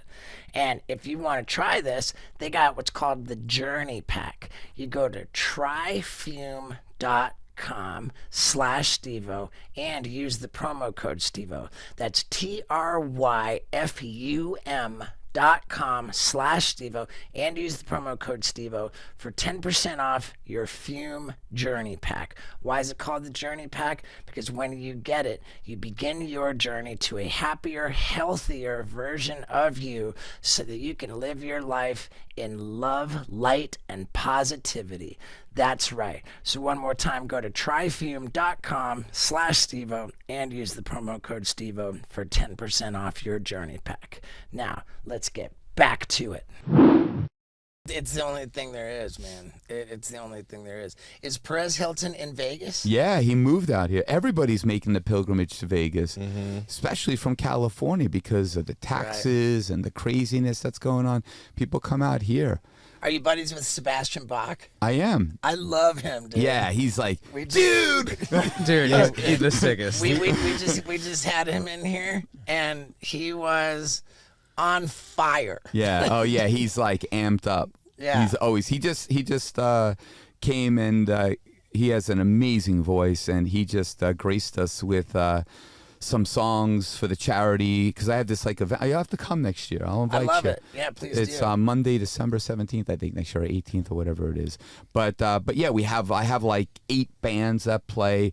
Paul Stanley came out, who's a dear friend, and Mark, the owner of the Raiders, Mark Davis, and everybody was there. Even little Stevie Van Zandt. Paul Stanley, you just had him on your podcast. You I showed did. me that. Has your podcast been released? I released a couple episodes. Now I'm holding it because I'm working on something a little bit more meaningful as far as distributing it. So we'll see what happens. Yeah, people say, Paul is, we were just talking last night, Paul, everybody says that we're related because we look very similar. I mean, he doesn't have a beard on and all that stuff going on, but he is like, the dude is so generous, so amazing. And I was at the 2 last shows at Madison Square Garden, and they were just, it was spectacular. I feel like I've never heard anything negative about Paul Stanley. Great guy. Literally has done so much for my son, for pediatric cancer, is at my event every year. donating, jumping up on stage. It's just a one of my dear friends that I value that relationship because Kiss was a huge inspiration to me, when I was a kid and still is. And, I'm sure you were. I had a Kiss lunchbox. Yeah. Really? In like first grade. It's probably worth millions now. Yeah, it's they have the most like merchandise you can imagine, but Right. I have a couple of them in the I think studio. that was actually it. Like, Really? I'm gonna go ahead and say I think that was specifically my lunchbox in first grade. That's pretty cool. Look at the shit that they endured, right? When they came out, look at the shit that they endured from critics. Just bashing them and bashing them and bashing them, and they persevered. And where are those critics? And they were playing for 50, 75,000 people. Yeah. It's just insane. How big of shows are you doing now? Well, when I tour, I do probably 6,000. Wow. And then here, it's about 1,500. Yeah. Wow. That adds up over 300 shows, 200 shows a year. Yeah, it's crazy. Yeah. Because, Carrot Top, his show is just like in such a small, intimate little It's spot. a great venue Yeah. for his show. Mm-hmm. But 1,500. That seems intimidating to like. Listen, Vegas is busy, goes through different things. But Ebbs and flows. Yeah, like after Christmas, January, February typically is slow because people spend their money. February 14th, Valentine's Day, people come out. You guys have the Super Bowl this year here. Yeah, we do. I'm actually doing something for it tomorrow. I'm shooting. I can't say what it is, but I don't know if it's going to air or if it's a commercial. But it's pretty exciting, and yeah, it's pretty cool. But yeah, somehow we managed to do really, really well, and I'm just so thankful to the fans and people that come out to see the show, and people have a great time. It's a party. It's craziness. It has every emotion. It's an emotional roller coaster. But you got to come check it out. Definitely, you'd enjoy it. I can't wait to. Yeah. Can you help me understand? Like when you walked in here, you said you're a little bit of a mentalist. Was that real? Like, is that? I was kind of fucking with you. I Okay. think, yeah. I was gonna say, like, can you fucking explain to me how they can look at somebody's What face? did I say to you When you walked in? I think I forgot. You but said you were like, oh, you got married at the Whitechapel. Yeah. But Yeah. then I'm like, dude, when somebody like looks at somebody and they're just like write down the name of their dog and show it to them, like, what the fuck is that? It's all bullshit. Okay. There is That's all you gotta say. Thank God. Take me undercover with you. This will be a show. Let's go undercover to tarot card readers, people that can read your palm, and we'll go sit there and I'll have a little camera and I'll completely expose. It's all cold reading. It's all bullshit. Like somebody says, hey, it's magic. It's tricks. It's illusions. It's all of that stuff. Houdini spent, half of his life debunking these people. Because his mom. Yeah. 1926, he died, but his mom died, and he lost his mom. He's super upset about that, and he so wanted to communicate with her, and all the seance people. Yeah, the mediums would be like, "Oh, your mom's talking to me," and then he realized that they were using the same tactics that he would employ doing tricks. So he exposed them, and then he got sued, and he would go to court. And so half of his life, that's what he did. He battled these people. So when he died in 1926 on Halloween, he said to his wife, Bess, I'm going to give you a word because people are going to claim that they connected to me and contacted me. Ask them what I'm telling them to tell you. And so basically they held a seance for 10 years. It was a vigil. It was in California on top of I think the Roosevelt Hotel. And right where my star is, by the way, which is cool that they tied it together with Houdini. But they had a 10-year vigil there, a seance, and eventually his wife blew out the light and said that no one was capable of making that connection. And the word that they had before he died that he told his wife is the word believe. And in the word believe, in the center of that word is lie. So none of them That's said, funny. hey, we're contacting the what is he saying? Believe. No one did that. Yeah, what about that guy that the great Randy? James Randi. And Yeah, I you knew just go him. debunked it? I know James Randi when I was 17 years old. I had a cable access show called Hot Kicks back in the day in Brookhaven, New York. I had him on, and he was the one who came up with me confirming to be called Criss Angel. No shit. Yeah, my real name is Christopher Nicholas Sarendakos. That's Greek. Then I had Santos, then I had Sarantis, and then I was thinking about Angel. He's like, Angel, that's a great name for you. You look nothing like an angel, and you have birds in your show. And I kept it. And I've known him for many, many years. He was always very kind to me. He passed. But he started a foundation that debunked or proved that that what people claim to be psychic or supernatural, that he couldn't reproduce or explain how it worked. And he did that. When he died, the guy that started running his foundation is a dear friend of mine, Banachek, who runs that foundation. And they have $1 million for anybody that can do anything that can't be explained or reproduced. And then I jumped in. I put $1 million on the line a couple of times to offer to like some of the Long Island Psychic and all these people and they just run. Yeah, I mean, you remember watching that documentary with me when he would just like go on the Tonight Show or whatever it was, and these people would come out and he's like, okay, well, why don't you do this? And you'll like put a box around it, and they can't do it. Like, I'm not feeling it today. Or we're going to move this pen with our mind. And he said, okay. And he would take like little styrofoam and put it on there and said, okay, move the pen and not with the styrofoam, because one of the techniques is that you blow on the table, which makes the pen go in reverse. Yeah. Or there's some other technique. So like, he was on Johnny Carson, and he had a guy named Uri Geller on, who I did a show with, and Uri Geller claimed that he could bend forks and silverware and all of these different things. And then when I was in front of him, I said on television, I said, okay, I'll give you $1 million, bend this fork right now, because I bend forks all the time. No, show me, bend, and he wouldn't do it. And he claimed that it was a trick. If I do it now, it's a trick. But what I did back then was... And I was just like, so kind of exposed that it was bullshit. I do want to push back, though, because I feel like there have been some really pretty credible psychic things. I'll give you an example. My dad went to see a psychic with, at the time, my stepmom. The psychic said, your first wife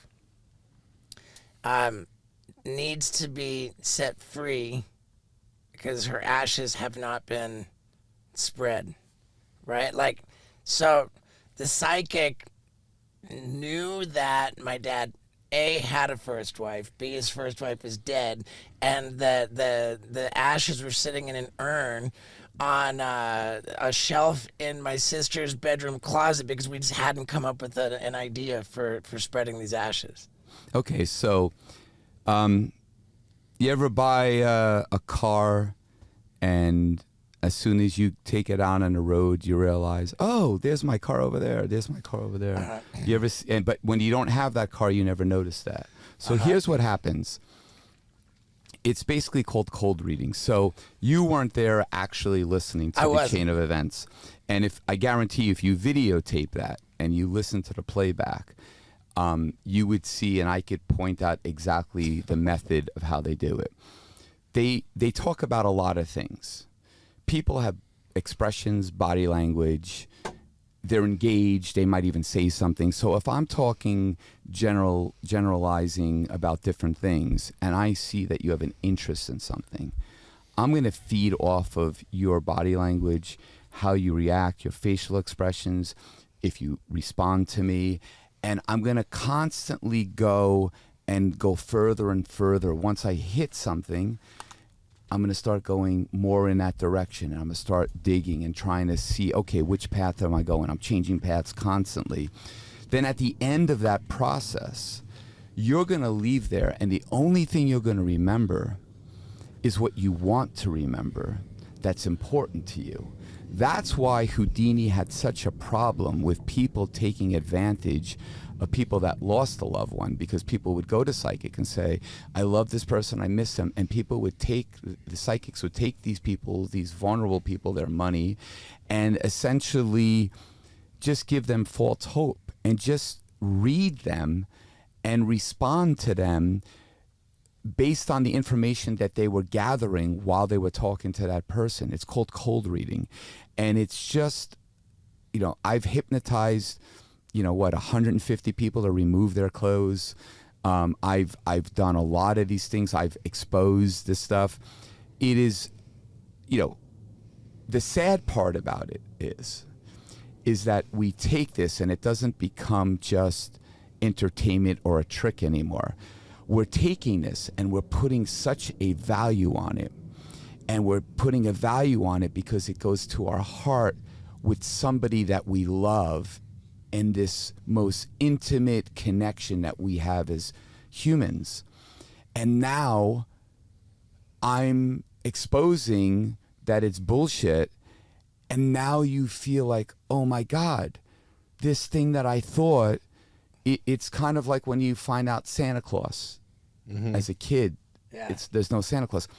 I can assure you, if people had the ability to do that, why on 9/10 they did not predict 9/11? Why are they sitting there trying to take $10, $20, $40 for a reading when they can literally just predict what a lottery would be? I mean, there's so many reasons and so many facts. But for me, being somebody who's been doing magic since I was 6 years old, and I'm not a specialist in anything, I'm a general practitioner, but I know a bit about all the different disciplines within the art. From my perspective, I would love to see anyone do something. For me, a couple people that I have a lot of respect for, that we can't explain it or reproduce it. Have you ever been, and we put our money on the line for that. Have you ever been asked to be on the show Tyler Henry, the Hollywood Medium? No, they would never have me on that show. They would, like I said, the Long Island Psychic, which was somebody that garnered a lot of, we offered $2 million.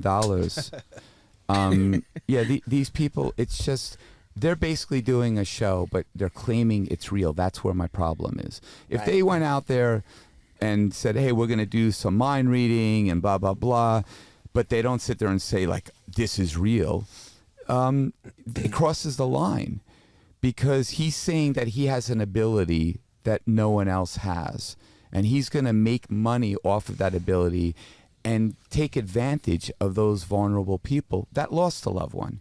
And for me, these charlatans have been around throughout the course of history, because people capitalize and take advantage of people. It's all the same bullshit, I promise you. I would love to do a show now and go in undercover into the best psychics and just expose them. I mean, maybe that's something we need to do, Steve-O. We'll have the quest of just going out there and, who's this guy? Tyler Henry? Tyler Henry. Now, I gotta be fully transparent here.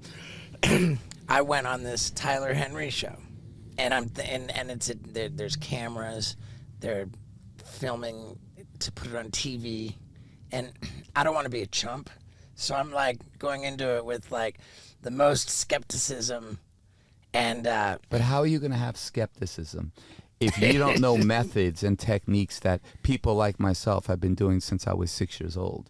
Like, how do you it's like you're going to fight. I saw you fight, was it Holly? You wrestled Holly? Holly Holm. All right. How do you have a chance against somebody that's... You have no chance, dude. No chance whatsoever. Frank Mears coming here. He's going to be part of the panel. Yeah. You have, like, no chance. Right. So my point is, if I sat with you and we watch that, I could say, look at that. There's something called pre-show. There's something that they do before they start rolling the cameras. They start going in and asking people to do a questionnaire. Or, hey, you know what? Hey, we want to ask you some questions, but just write them down so you remember what we're talking about. You don't even give it to us. You hold on to it. Put it in your pocket, right? It's all of this bullshit that sets up the scene. Trust me, I've done all this stuff on, 100+ episodes of Mind Freak, then on my show Believe that I did on another network, and this is the stuff that I employ. I do all of this stuff to create the illusion, but people know I'm an entertainer.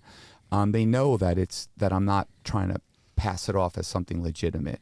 So in order for you to be a skeptic, you really have to be educated. All right. In that art, because it is an art. I can't push back on that. Well, it's just hard to like when they're like pick a number between 1 and 1,000, and then they're like 467. Yeah, but what happened before that? What did you write it down on? Did you write down 467? I don't know. Yeah, right. But you see what you're doing? You're doing exactly what I said happened when they went to that psychic. You're choosing moments that stick out to you like holy shit, and you're forgetting about all the other moments that had a lead to that moment that might look innocent, that you might not even realize something's going on, right? Yeah. So that's the thing. So if we pulled up like a shorts clip on YouTube of a mentalist on the street, you can be like, this is what he just did. Well, you can't believe anything that you see on TV because there's so much shit that happens. I used to get accused of shit like, on Mind Freak, like, oh, CGI. No, I did things practical, but I would get accused of then you watch now what they're putting out there, and it's like, it's so apparent. Like there's not even an attempt to try to, make it look legit. So like the movie, The Men Who Stare at Goats, when the government was hiring people to like hone in on bullshit for the government, that's... My friend, Banachek, who I mentioned to you earlier, and the reason why Randy picked him to run his organization when he passed on was because Banachek fooled scientists. He legitimately was studied. Him and his friend was studied because of the things that they were able to bend metal and move objects that were completely, surrounded in glass, and he was able to move it and do things like light, just things that he did. It was called the Alpha Project, I believe it was called. Ooh. And then he exposed that he was just a magician, but he was able to fool scientists. The easiest people to fool are the people that are the most educated, that think they're an authority on a subject.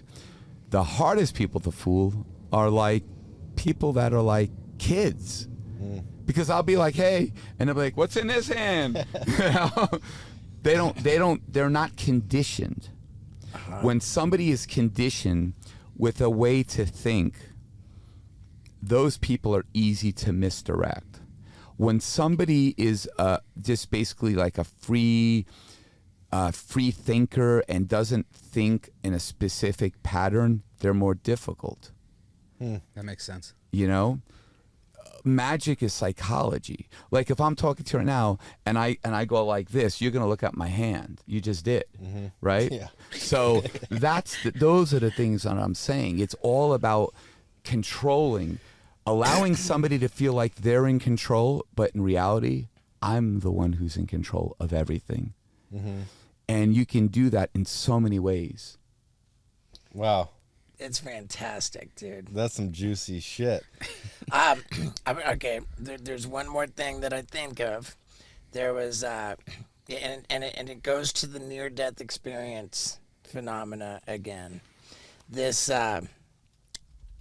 a doctor, a scientist, and this is like I saw it in some like pretty, I don't know, some forum, and a patient like died, was in a coma or whatever. The doctor was in like the cafeteria at the hospital or something, spilled tomato, the spaghetti sauce, like on his shirt, and he was like, "Oh man, dude, what a rookie move," and like, buttoned up his lab coat, and then like went back, and then like the patient like comes out of the coma or whatever and was like, "Oh, you know, spilled." yeah, you spilled," and Yeah. he's like, "It was covered, they couldn't I've see it." seen that. Yeah. Okay, so let me make a very clear distinction. The distinction is this. We were talking about psychics, mentalists, that claim that they have this supernatural power. I have faith. I believe in God. Okay? I can't comment on what happens if somebody is clinically dead because that's not magic. That's something that, is completely in a different world, literally. So for me, even though I'm a huge skeptic when it comes to man, I have a tremendous faith when it comes to God.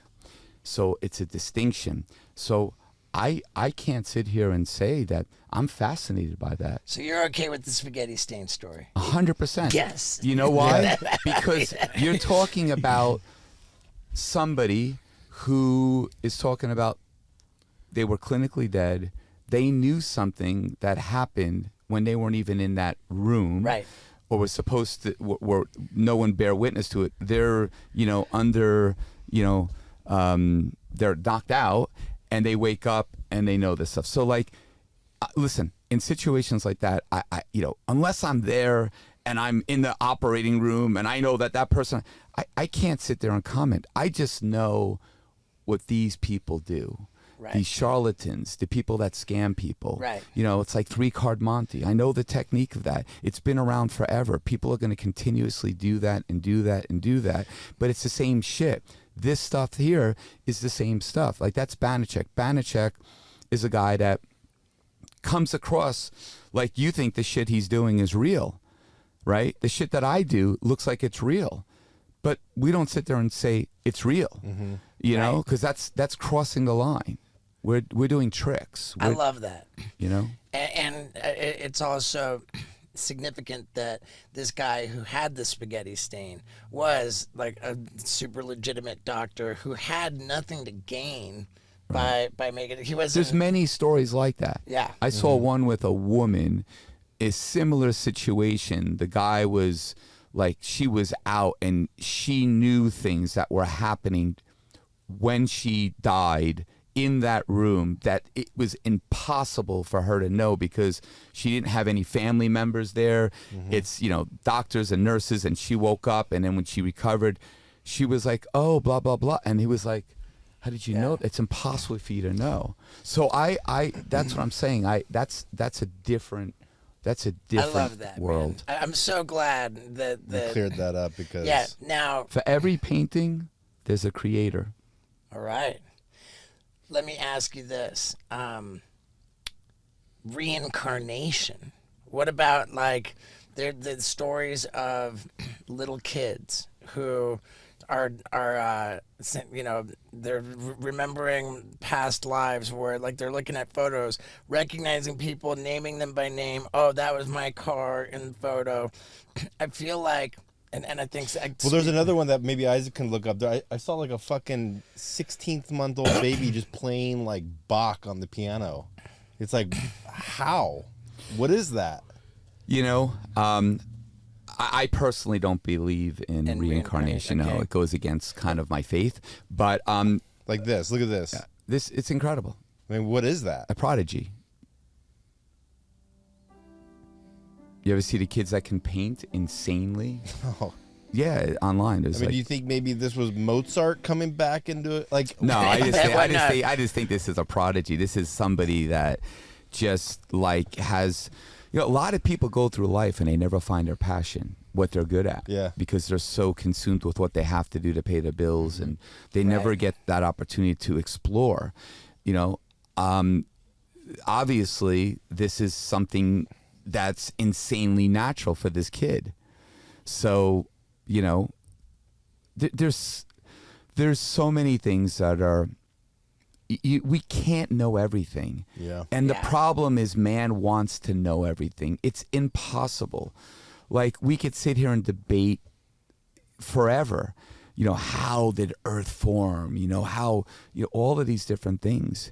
And what it ultimately comes down to is what you believe in, what your faith is, right? I mean, that's the thing. Mm-hmm. Or like the elephants that can paint. That one Yeah. elephant that can paint like it's Sure. like happy or sad shit. It's wild shit. Yeah, I mean, there's just stuff that we're never going to know. Dude, I love it, man. I love it. And when you say the belief in reincarnation goes against your faith, like end of.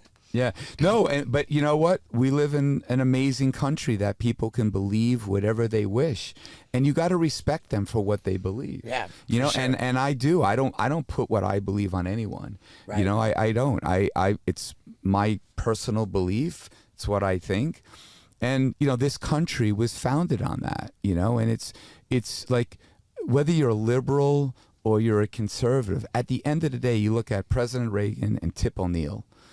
Two different perspectives, but they were still friends, and at the end of the day they went out and had drinks together. Mm-hmm. That's what we need today. It doesn't matter what you believe or what, we could still like have love and friendship. Right. We don't have to hate each other because you believe this way and I believe that way. Why has this country evolved and transformed into that? It's really unfortunate. It doesn't have to be that way. Yeah. Okay, last question. Yeah. Cryptocurrency. Where are you at on that? Why would you I'll think tell you a quick story about this. Oh, no. I didn't lose any money and I didn't make any money. But a friend of mine, Gene Simmons, Okay. came here. He spent 2 days with me. We're just hanging out, we're talking, and he's like, Criss, you got to get into crypto. God, I've made all this money. He showed me his phone, and it was considerable. And he's like, you got to get into this. So I'm like, okay. So I call up. I talk to my manager, who's very smart. He's a Harvard graduate with a law degree and stopped practicing law. Now they represent, Justin Timberlake, Martin Scorsese. They produced The Irishman and Motley Crue, The Dirt. Dave Barham is his name. Great guy. He's like, I know. And so I just didn't, I invest in myself because I trust myself. Mm-hmm. And if I fail, then okay. But when I don't know something, like during COVID, I threw some money into some stocks because I knew what was going to happen. Not knew it like Insider trade. Insider trade. Or like, it was more, we'll call it more of psychic. It was more psychic. Yeah. So like stuff like that. When I know a business, I know an art form or something like that makes me more comfortable. But to make a long story short, the whole thing collapsed. And thank God I didn't get into it because Gene was like, he gave me phone numbers to call people and I never did it. I explored it a little bit, but never got into it. I don't know what the outcome was for him. I'm hoping that he got his money out before it collapsed. But yeah, no, it's it's crazy. Do you have money in crypto? I don't, but I got a buddy who anymore? Or no. you Like, never- He's thinking about getting into it. you know what I Now? did? Like No. when the Scary. NFT thing was popping off. Yeah. Like I sold one NFT. I made it, like did it, the thing, sold it. Like I think it was like 1 ETH or like 1.01 ETH, which at the time was like $3,000. And in order to do that, I set up a whole thing. I came up with the password, which was a whole series of words, wrote it down in a cardboard box so that it wouldn't be like, and the cardboard box is in the closet. My editor Sounds like a magic trick. my editor like reorganized the closet because we had all the production shit in there. And it's he gone? threw away the cardboard box. So you I can't think. get your $3,000 now. Yeah, and now like the $3,000 at 1 ETH at this point is like 2,000. 2,500. Well, how do you get your money out? Because Yeah, there but was wait, there was a documentary. Did you see that documentary about like the credit card scheme that you could just use this credit card to get your crypto money out, and then it was a scheme they stole like tens of millions of dollars. It's on, I think it's on Netflix. What was that? I forgot what it was called, but I just watched it like a week ago. Like Crypto Boys or something. Maybe. Yeah, it was these young guys that started a scam. Yeah. Oh, look at, he's good. Bitconned. Yeah, that's it. Oh, Bitcoin. Did you see that? I did. You gotta watch that. Watch that. Yeah. The guy is the dude that scam people. They're all on it. Dude. Okay, Got no man. jail time. Wow. No Well, yeah, jail don't time ruin it because- for me. I'm gonna watch it. Yeah, yeah. I love a good documentary. You like UFC fights? Do you go to those? Well, you could say I like Yeah, it. I yeah, train. there you go. I train for. I have a purple belt. No shit. Yeah, and Wow. I train. I have a gym at my house. I train like 4 or 5 days a week, 2 to 4 hours a day with a guy named Frank Mir, who's my professor, Yeah, of 2-time course. UFC heavyweight champion, and then Jake Ellenberger, who's a UFC veteran. He's my training partner, and then I have like Anthony Pettis, and so I'm really into it. I train pretty hardcore in like MMA, like so it's ground, jiu-jitsu, wrestling, and then stand-up, boxing, Muay Thai, karate, and then grappling. And that's how you stay in shape for your shows. Yeah, and I do a little workout. The show is very physically demanding, and so I love, my passion is MMA. It's like what I totally just love doing. I go in there. I have this nice little gym in there, and everybody just comes and visits, and Frank's always there, and then I just come and I train with different people, and I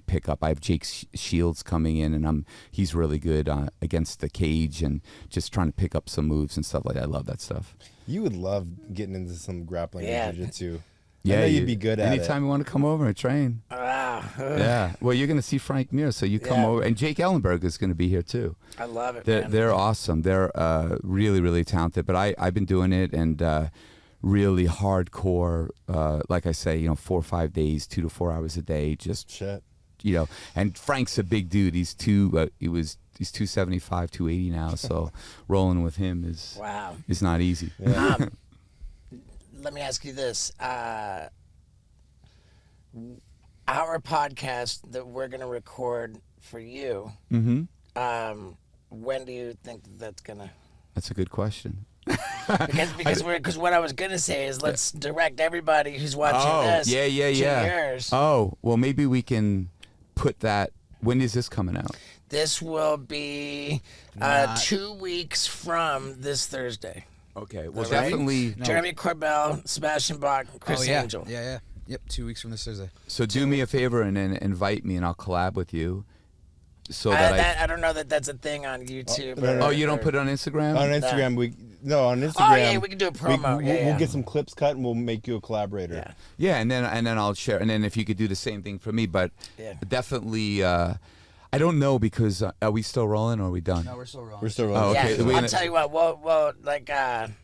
We'll leave it like this. Okay, so now I'm gonna go record your podcast. Yeah, so we have Frank Mir on the panel. We have Mike Hammer, a really funny guy, magic comedy guy, and then we have Jake Ellenberger. So, and then we have our guest, Mr. Steveo. So we're gonna talk a lot. And I'm telling you right now, I'm not going to hold back. I'm going to get deep, because I'm going to talk about the shit you talked about me. He's playing nice guy on Yeah. here. He's gonna fucking light there's 3 you of up. you against me. Is this open? Eject. Yeah, dude. No, thank you so much for great. having me, man. I enjoyed the hell out of What that. an honor. Yeah, I Thank you enjoyed so the hell much. out of that.